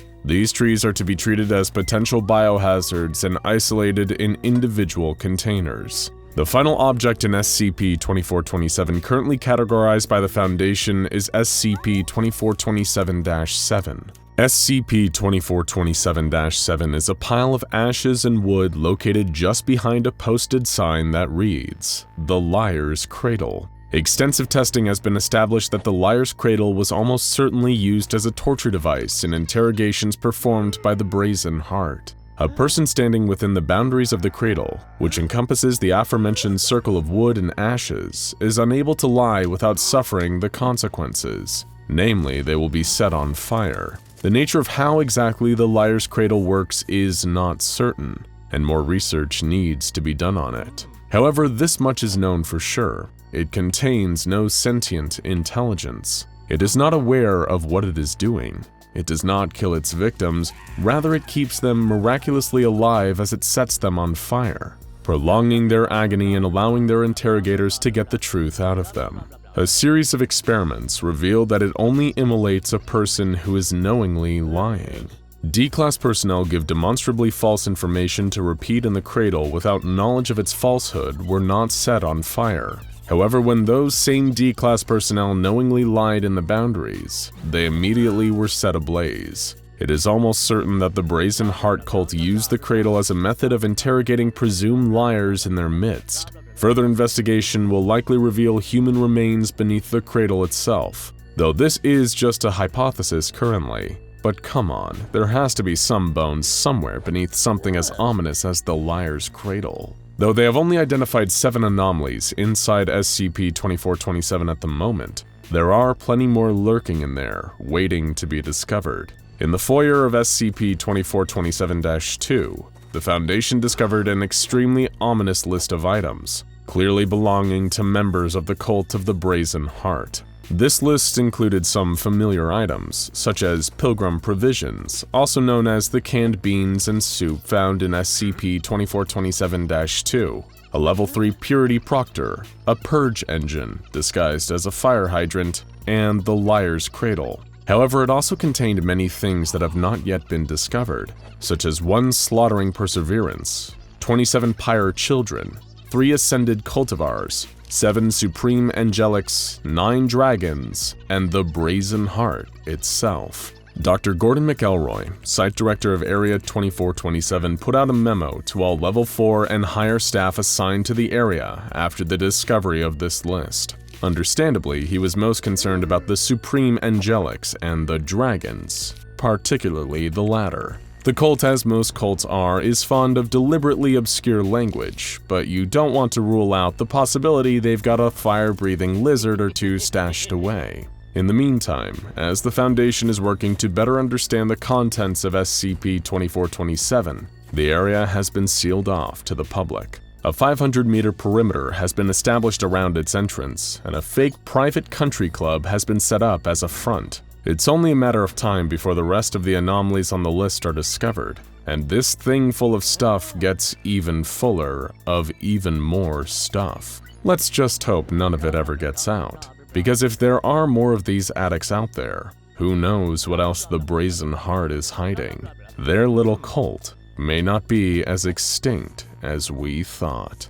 A D-Class drag races through the testing zone, screaming at the top of his lungs and doing donuts. A Mime, who is also in the testing chamber, stares with disapproval, tapping his foot impatiently. Did we mention that the car is made of spiders? Yeah, this one is going to be a weird one, folks. Stay tuned for one of the craziest SCP stories you've ever heard. Emily had always dreamed of taking a trip to Paris. When the opportunity actually came to visit the city, she was overjoyed. She spent her time exploring art museums, tasting the bread and cheese, and walking through the city streets, taking in the sights. One of her favorite things about Paris was all of the street performers. As she walked, nibbling on a pain au chocolat, she delighted in the antics of jugglers, tossing colorful balls into the air. She gasped at the feat of athleticism and grace demonstrated by acrobats and contortionists. She giggled at the absurd shows put on by puppeteers and dabbed tears from her eyes at the sound of beautiful songs played and sung by musicians. It became part of her daily routine. One night, as Emily was walking back to her hostel after a long, languid dinner, she found herself walking down a street she had not encountered before. There was no one around except for her. It was a lovely moment of peace, but it also struck her as a little bit eerie, and she wished for the familiar throngs of people. Up ahead, she spotted the silhouette of another person and let out a sigh of relief. As she got closer, she could make out the black and white striped shirt, the suspenders, the black beret, the white face makeup, rouged cheeks, and red lips. A mime. A real, classic French mime. She couldn't believe her luck. When he spotted Emily approaching, the mime began to start a performance. He began with a classic, the invisible box. He felt around the walls of the invisible box, looking out with exaggerated wide eyes and an open mouth. Emily clapped and reached into her bag for a little bit of money she could use to tip him. After all, he was putting on a performance just for her. He deserved it. She walked closer to the mime, looking for a place to put her tip. She didn't see one, so she held up her hand, offering the money directly to the mime. As he took notice of how close she was getting, the mime began shaking his head vigorously, eyes wide and insistent. She didn't understand that he was trying to warn her until it was too late. Dozens and dozens of spiders began to crawl over the mime's face, out from inside of his clothes, from his shoes, pouring out over the street, and crawling up onto Emily. She tried to brush them off, she tried to run away, but no matter how hard she tried, the spiders just kept coming.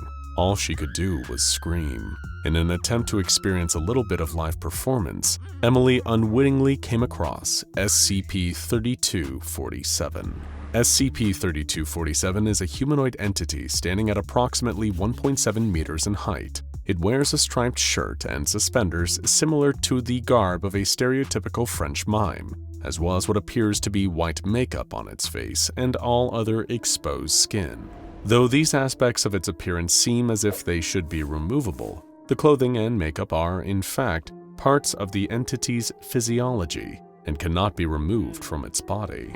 This is not the only unusual aspect of the entity's physical form. Though it looks corporeal and solid, the entity cannot touch or directly interact with any solid matter, with one particular exception. There is a colony of spiders living on and inside of SCP-3247. These spiders have officially been designated SCP-3247-A and are highly protective of SCP-3247.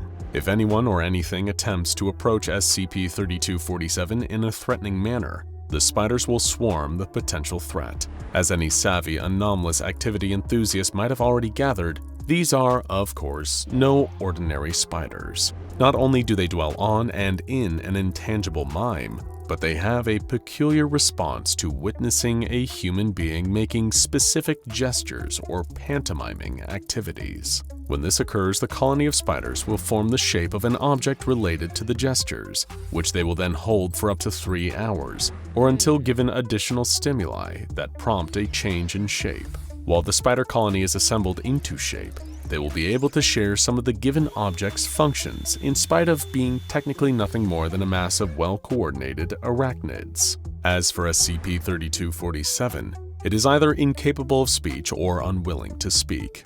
Instead, it communicates with Foundation staff via silent miming. When it does, the spiders will frequently react to its gestures, becoming effectively living props. SCP-3247 does not seem to be especially thrilled with this, likely because miming is inherently a propless art form, and these spider-based props undermine its artistic vision. Otherwise, though, the presence of the spiders does not seem to bother SCP-3247. In order to better understand the nature of SCP-3247-A, Foundation staff conducted a series of tests. In each test, a D-Class was given a gesture to perform in the presence of SCP-3247. Then, the research staff would record the spider colony's response. During the first test, the research staff ordered D-11424 to attempt to get as close to SCP-3247 as possible. They did not, of course, warn him about the spiders. He entered the testing chamber and approached the Mime, who was pantomiming the act of climbing stairs. As the Mime pretended to ascend an invisible staircase and D-11424 grew closer, instances of SCP-3247-A emerged to take the shape of a staircase, much to the Mime's frustration. SCP-3247 stopped its performance, throwing up its hands in a gesture of defeat. The spiders turned their attention to D-11424 and began to swarm him, treating him as a potential threat. Panicking and unsure how to communicate with SCP-3247 while the spiders were overpowering him, D-11424 began to wave frantically at the Mime. The Mime simply shrugged, giving him a look that said, "Well, what do you want me to do about it?" At this point, Control intervened, instructing D-11424 to pantomime some kind of activity. Fortunately, before turning to a life of crime, D-11424 had spent several years in a professional improv troupe and was well acquainted with pantomime. His performing instincts kicked in, and he leapt into action. He put a hand to his ear as if listening to the ringing of a telephone. The spiders stopped their attack, responding immediately to his cue. They formed into the shape of a small table with an old-fashioned rotary phone on top. The Mime rolled its eyes in disdain at the sight of this prop-based performance, but D-11424 was on a roll. He crossed to the phone, picked up the receiver, and held it to his ear. "Hello?" he asked out of habit. He wasn't expecting to hear a voice on the other line, but then he did. Or rather, he heard the approximation of a human voice, created by a swarm of anomalous spiders. It sounded a bit like a human voice sped up, high-pitched, and squeaky, speaking some sort of gibberish. Realizing that this was his moment to escape, D-11424 placed the phone back in place and promptly left the testing chamber. The spiders remained in the shape of the rotary phone and the table for the next 2 hours, at which point they disassembled and returned to their home on SCP-3247. After his surprisingly creative work in this first test, it was decided that D-11424 would be the designated test subject for all future testing with SCP-3247, provided that additional complications did not arise. Though he wasn't especially fond of spiders, D-11424 was more than happy to accept the assignment, not that he had much choice in the matter. Still, it was definitely a better deal than getting fed to SCP-682, and it was a nice excuse to use his improv skills again after a long retirement. During the second test, D-11424 knew what to expect from SCP-3247. For this test, he was told to pantomime playing tug-of-war with an invisible opponent and an invisible rope. Now that he knew his improvisational scene partner would be a colony of spiders, he was able to enter the testing chamber with confidence. Once inside, he began to pantomime, pulling on a rope, having that rope tugged away from him by a strong opponent, and struggling to pull back. The spiders reacted right away, arranging themselves into the shapes of a long rope, one side of which was in D-11424's hands, as well as a large humanoid, vaguely muscular in shape, that was holding the other side of the rope. The spiders gave the rope a sharp tug, causing D-11424 to lose his balance and fall over, the rope slipping out of his grasp. Aside from some injury to his pride, he was otherwise unharmed. During test number 3, D-11424 was instructed to enter the testing chamber and close his fist, while extending the thumb and index finger in a gesture colloquially known as finger guns. Sure enough, as soon as he assumed this position, the spiders assembled into the shape of a handgun. D-11424 was then instructed to pick up the spider gun and squeeze the place where the trigger would be if it was a real gun and not, spiders. A loud cracking sound was heard when the D-class squeezed, as a spider shot out of the barrel of the gun at high speed before smacking into the nearby wall, leaving a small hole in the surface. D-11424 fired several more times, each shot firing an individual spider at a pace that attending researchers described as faster than a speeding bullet. After firing 6 rounds of spiders at the wall, D-11424 was instructed to place the spider gun back on the ground. During test number 76, D-11424 was ordered to hold his hands together and wiggle 4 fingers on each hand, effectively pantomiming a spider. The research team was curious to see what the spiders would do when presented with a shape that matched their usual unassembled form. SCP-3247, who generally did not react much to the experiments on its spiders, began shaking its head in mild disappointment as approximately 640 spiders emerged from its body, dividing themselves into groups of 8. Each group of 8 spiders then joined to form one large spider, leaving 8 spiders. These 8 then split into pairs, who joined together into one larger spider, and so on and so forth until there was one single giant spider made from the hundreds of smaller spiders. At this point, D11424 followed his heart, jumping onto the mega spider's back and riding it like a bull at the rodeo, as the spider bucked and ran back and forth across the room. According to official transcripts, D11424 yelled "Yee-haw" throughout this part of the test, until the head researcher ordered him to climb down from the spider and exit the room. He was reprimanded for his behavior and warned that if he acted without approval again, he would be taken off the project and reassigned to a much less enjoyable position as one of the designated eyes on SCP-173. D11424 immediately agreed to comply with future instructions. During test number 133, D11424 was sent into the testing chamber and told to shadowbox. He danced back and forth across the cell, doing his best Sylvester Stallone impression and throwing punches in the general direction of the spiders. In response, approximately 3,000 spiders poured out of SCP-3247, assembling into the shadowy shape of a boxer, and began to attack D11424. The mass of spiders conducted itself at the level of a professional boxer, dodging D11424's hits before coming back at him with a jab, cross, lead uppercut, and rear uppercut before he could defend himself. D11424 fell to the ground unconscious, and guards were forced to interrupt the test in order to remove him from the room and take him to the infirmary for medical treatment. After taking some time to recuperate, D11424 returned to testing with SCP-3247-A. He was instructed to mime steering a wheel, such as that of a car. Immediately, a number of spiders previously unseen during testing emerged from SCP-3247, arranging themselves into the shape of a sedan. D11424 was then commanded to climb inside of the spider car and see if he could start it. He refused, insisting, "I'm not getting in a spider car, are you nuts?" When pressed by Control to comply with orders, he made a rude hand gesture. I'll let you guess what that was. The spiders began to scramble to reassemble themselves in response to the changed gesture, prompting Control to stop the test early to spare the researchers' sensibilities. With strict guidelines to avoid inappropriate or violent gestures, D11424 was sent back into the testing chamber with instruction to try out a variety of animal-inspired gestures in rapid succession. He formed one hand into a fist and made a peace sign with the other hand, putting them together to make a snail. As he made his hand snail crawl through the air, the spiders crawled onto the floor and assembled into the shape of a snail in front of D11424. Though the spiders moved quickly, at their usual scuttling pace, once they formed into the snail, they slowed to a gradual creep.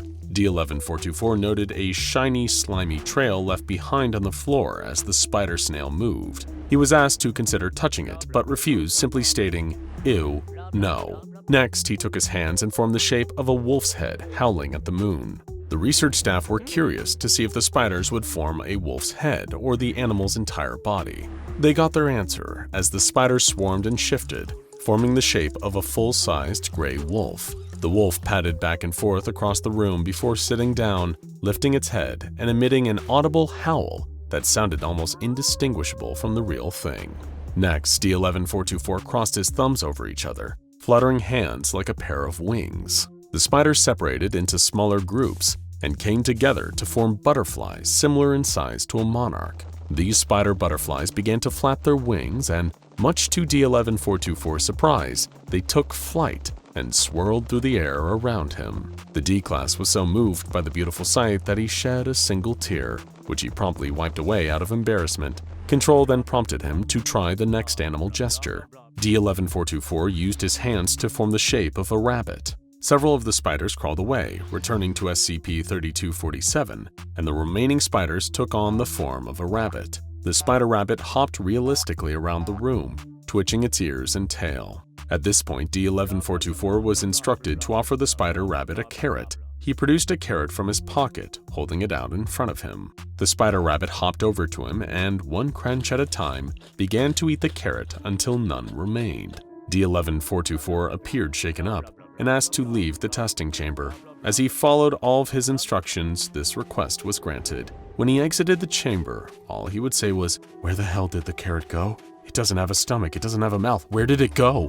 SCP-3247 is kept in an isolated chamber located in the arachnid wing of Area 12. It does not appear to require food or rest, but it has been provided with a television and a collection of silent films for morale purposes. Instances of SCP-3247-A are fed via a fully automated system that dispenses 20 grams of live crickets every week. Should a containment breach occur, staff have been instructed to find a way to make escaped spiders take on the shape that renders them motionless, then simply pick the spider cluster up and place it back inside of the cell. It is unlikely that the Foundation will ever get an explanation for where the intangible Mime and his merry band of spider performers originated from. But one thing is clear, they won't be performing in public again anytime soon. There's been a strange phenomenon sweeping central Germany. While the true extent of its influence is still unknown, it seems to have been going on for quite some time now, usually in irregular intervals. If you were to head down to any of the towns within the affected region for a visit, the chances of you noticing anything out of the ordinary would still be rather low.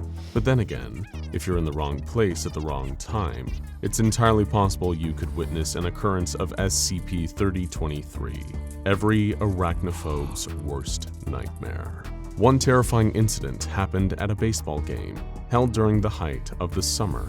With the scorching sun hanging high above a stadium packed with eager fans, the home team was neck and neck with their longtime rivals from the next town over. As the players took to the field after a changeover, everything hung in the balance. The home team's coach had made a bold change, sending out a new baseman, a young man named Jenik Denke. He was a rookie, untested, but the team's strongest veterans had been doing their best through the whole first half of the game, and still, the scores were almost tied. And so Janik stepped up to the base, unaware that making the next catch would change his life forever. The crowd was silent, the tensions flattening their cheers and chants to a low murmur as the rival's heaviest hitter stepped up to the bat. He was a behemoth, arms twice the size of the baseball bat he carried over his broad shoulder, striding up with confidence as he readied to swing. Watching and waiting, a bead of sweat rolled down Janik's forehead, dropping down the bridge of his nose. He couldn't tell which was making him sweat more, the heat of the sun or his own nerves. His teammate at the pitcher's mound lifted a leg, the baseball in hand. If he gripped the ball any tighter, his fingernails might have splintered and got lodged in the white synthetic leather wrapped around it. Janik stared, not even bothering to wipe away the drops of sweat in his eyes. As his teammate's throwing arm reeled back and hurled the ball forward, it felt like time itself had slowed down. The rival team's batter swatted the baseball out of the air with an earth-shattering crack that sent the ball speeding through the air. Janik dashed to catch it, his mitt outstretched. The ball was careening back down to earth like a white and red meteorite, almost moving fast enough to burn up on re-entry as it hurled through the atmosphere. Janik could feel his heart rattling against his ribcage as every instinct told him he'd never make that fateful catch. In a final act of desperation, he leaped off the ground with every ounce of strength, and all around him the crowd exploded with the thunderous sounds of overjoyed applause. The mighty force of the weighty cork ball was like catching a punch in midair, the tremors of the impact rippling down Janik's arm. He felt that first, before realizing that the ball was now lodged securely in his hand. He'd done it. He'd made the catch. The batter was out. But before he could even react in celebration, it happened. His arm recovered from the initial shock of the catch just in time to feel the lightning-fast flurry of small legs scuttling over his skin. Barely able to catch his breath, the last thing Janik saw was something that used to be the baseball, hurriedly crawling up his chest towards his neck. From a distance, his teammates, the fans in the audience, only saw him drop to the turf, flailing his arms trying to brush off something crawling over him as it attacked and killed the young baseman in what otherwise would have been the proudest moment of his life. While that might have been the first time anything like that had ever happened, it certainly wouldn't be the last. Now, have you ever passed by an abandoned building and felt an urge to look around inside? Of course, a lot of us have. but most of us are smart enough to resist the urge. But on the very rare times you and your friends have worked up the courage to explore somewhere like this, you've probably never found anything all that interesting. Then again, you might want to think twice before sneaking past those keep out and condemned signs. Maxie and Iva learned that lesson the hard way when they gained access to an abandoned office block. Maybe they were trying their hand at making a Blair Witch Project-style amateur found footage movie, or they could have been dabbling in some urban exploration.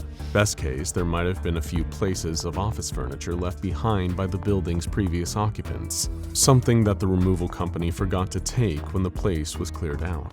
The pair of them could have just helped themselves. After all, they needed a new folding chair for their apartment, and there was one just sitting there. Trembling through her stifled tears, Iva's phone was shuddering in her hand. The office had been dark, but she was certain the shadowy shape that had taken Maxie didn't belong to a human being. Clamping her hand over her mouth to silence her terrified breaths, she peered out from under the desk, pointing her phone's camera wherever she looked as it recorded. Iva could hear the loud tapping of several metal legs, moving hurriedly around the empty office. The noise would pause at irregular intervals. Every time it stopped, she thought, no, prayed, that the creature was gone. But just as Iva went to look, she would hear the same sound, quick, scampering steps, the kind of movements that feel unnatural to look at, that are only possible for things with 8 legs. Perhaps that made it worse. The creature didn't shriek or scream or breathe like you'd expect of some awful monster in a horror movie. But then again, how could it? It had been a chair when Maxie had walked up to it, nothing more than an ordinary folding chair. The patter of metal footsteps stopped again, this time for longer. It had to be gone now, she thought. She gave it another few seconds just to make sure the silence wasn't broken again. Crawling out from under the desk, her phone still in her hand, Iva allowed herself to breathe a tentative sigh, only for that sigh to become a scream as it lunged at her. The chair's seat and back, now the body and maw of an angry arachnid monster. As Iva screamed, her phone caught the whole gruesome sight on camera. You might be starting to see a pattern emerging here. But there's yet another twist in this multi-legged tale. What if these occurrences weren't just random incidents? Sure, they might fall into the freak of nature category like so many other anomalous incidents, but while it's unclear exactly how these particular anomalies come about, could it be possible that something, or someone, is creating them on purpose? Mobile Task Force Alpha 21 were already on the scene in the aftermath of the latest incursion. The Elite Foundation strike team had eliminated the threat. Luckily, it had started life as a phone, meaning they were able to remotely destroy it, causing its electronic components to detonate. Not before it had killed 2 Foundation personnel, though. Naturally, now came the cleanup operation, gathering up evidence, leaving no trace of what had happened. The SCP Foundation still had little clue as to what exactly caused instances of this nature, a phenomenon they had now designated as SCP-2083. All they had to go on was a handful of cases, and footage recovered from a cell phone that had belonged to an urban explorer who'd met an untimely end at the jaws of a folding chair. But speaking of footage, something unusual had been caught by a security camera a few days before the latest SCP-3023 incident. The security footage showed a man breaking into an office where the latest 3023 instance, the telephone, had been found. As he picked up the phone in question, this individual's jaw appeared to unnaturally split open horizontally, allowing 4 dark, tongue-like appendages to emerge. These appendages rubbed the phone for over half a minute before retracting. The man then returned the phone to its original place and promptly left the office. Thanks to further investigations conducted by the Foundation's forensic experts, this unknown individual was identified as Mr. Sar, the owner of a local restaurant. Naturally, MTF Alpha 21 moved in to apprehend this suspect, the only real lead as to what has been causing the multiple instances of SCP-3023 to begin occurring in Germany.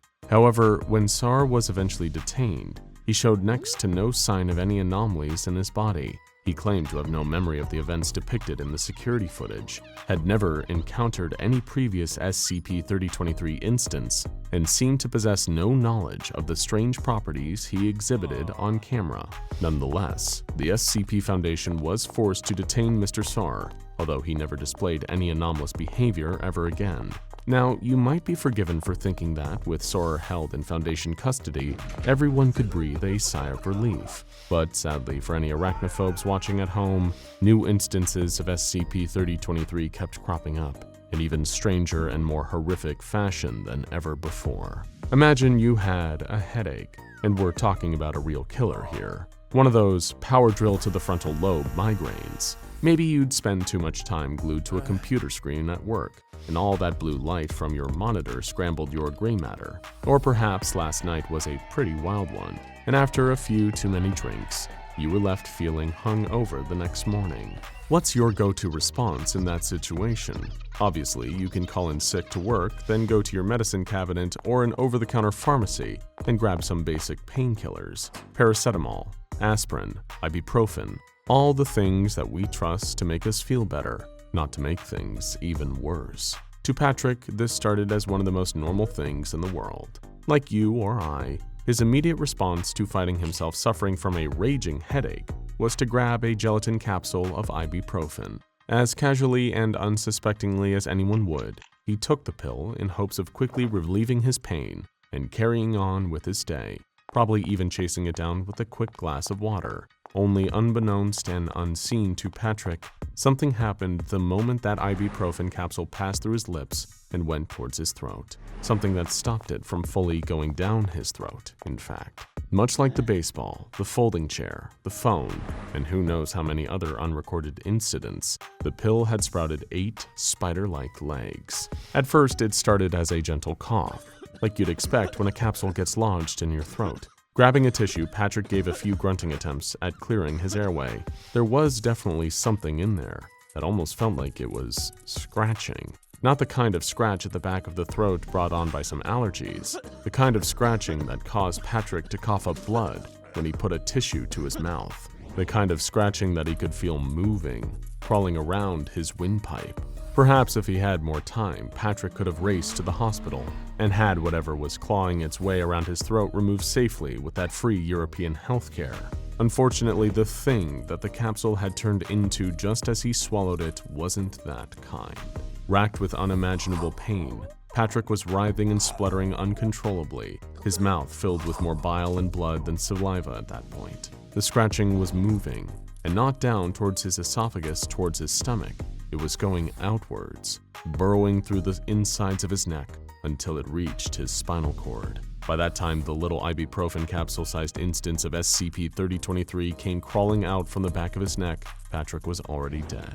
Let's say you were aware of this, of all these strange happenings, seemingly ordinary everyday objects turning into angry, aggressive spiders. Obviously, the Foundation might want to have a little chat with you about how you came across such information, but for the sake of argument, imagine you did know. You might think the smart idea would be to leave. After all, SCP-3023 instances are only known to occur in a specific region of central Germany, neatly situated in the middle of Leipzig and Dusseldorf. So you might think that it's time to up sticks and leave that area. Maybe even leave Germany altogether.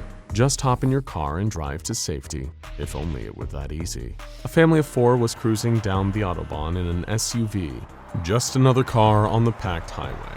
Exhausted after hours on the road, Matteo and Nina sat quietly up front, making sure they didn't wake their son and daughter, both asleep in the rear passenger seats. The car was picking up speed, about to pass 70 miles per hour as it gradually carried them home, although it wasn't going to get them all the way back.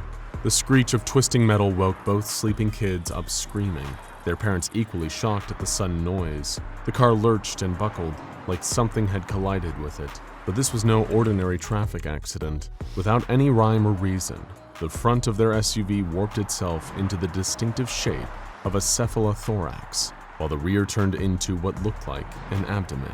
As the car shifted and reshaped around them, the grinding of metal as auto parts became huge metal legs. Matteo, Nina, and their children were still trapped inside, never to make it out. But the creepy crawly carnage wasn't just contained inside the car. The newly born arachnid abomination hurtled its way down the Autobahn, managing to maintain its speed. Other drivers swerved and slammed on their brakes to avoid hitting the creature they couldn't even believe was scuttling hurriedly along the highway. Unfortunately, this led them to careening into other cars, smashing headfirst into a pileup that claimed the lives of 41 people. Not that the SCP Foundation would ever admit it. With one of their facilities only 250 meters away, they were quick to dispatch an airstrike to deal with the spidery SUV once it became clear that Mobile Task Force Alpha 21 couldn't contain it. Across the board, anything capable of sprouting 4 pairs of spindly legs and crawling towards you with the intent to kill tends to rack up quite the body count.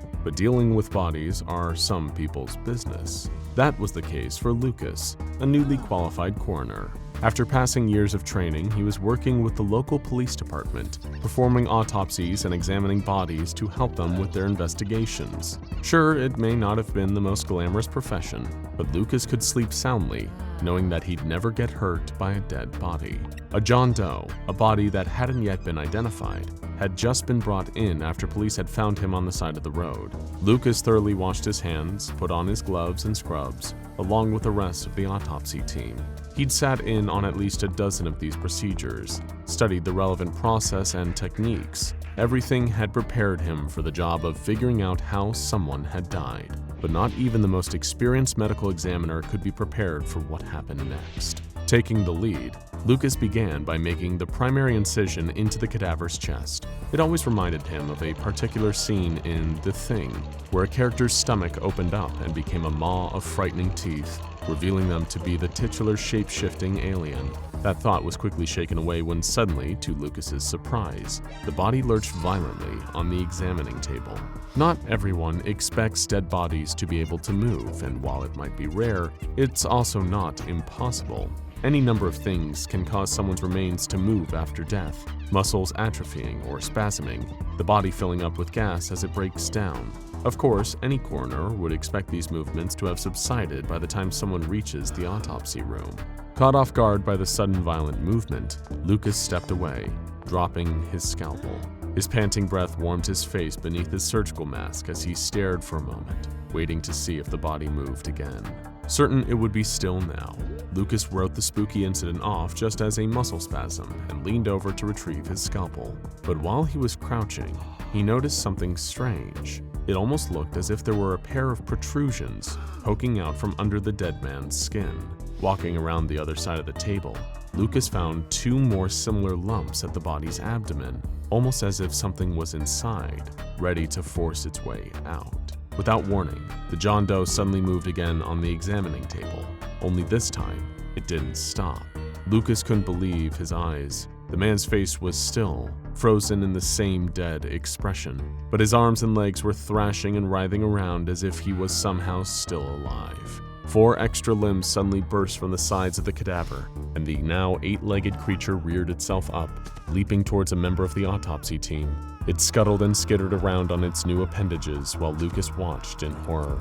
Blood-curdling screams filled the autopsy room as he bolted for the door. Lucas raced down the corridor. The coroner dared not looking behind him while sprinting through the city mortuary. Behind him, he could hear the thudding of the spider's multiple limbs right at his heels. Out of the corner of his eyes, right on the edge of his peripheral vision, he could see the massive legs scuttling towards him. Maybe he would get out, run all the way to safety before the spider was upon him. But how can you hope to outrun something with 8 legs when you only have 2? The most important thing to remember is that while any unsuspecting inanimate object near you might suddenly decide to become an angry spider, the chances of it happening are very, very low. But especially if you happen to be in central Germany, those chances are never 0 either. Now go and check out SCP-2086 Man Eating Bus and SCP-1562 The Carnivorous Slide for more tales of everyday objects that are far more sinister than they first seem.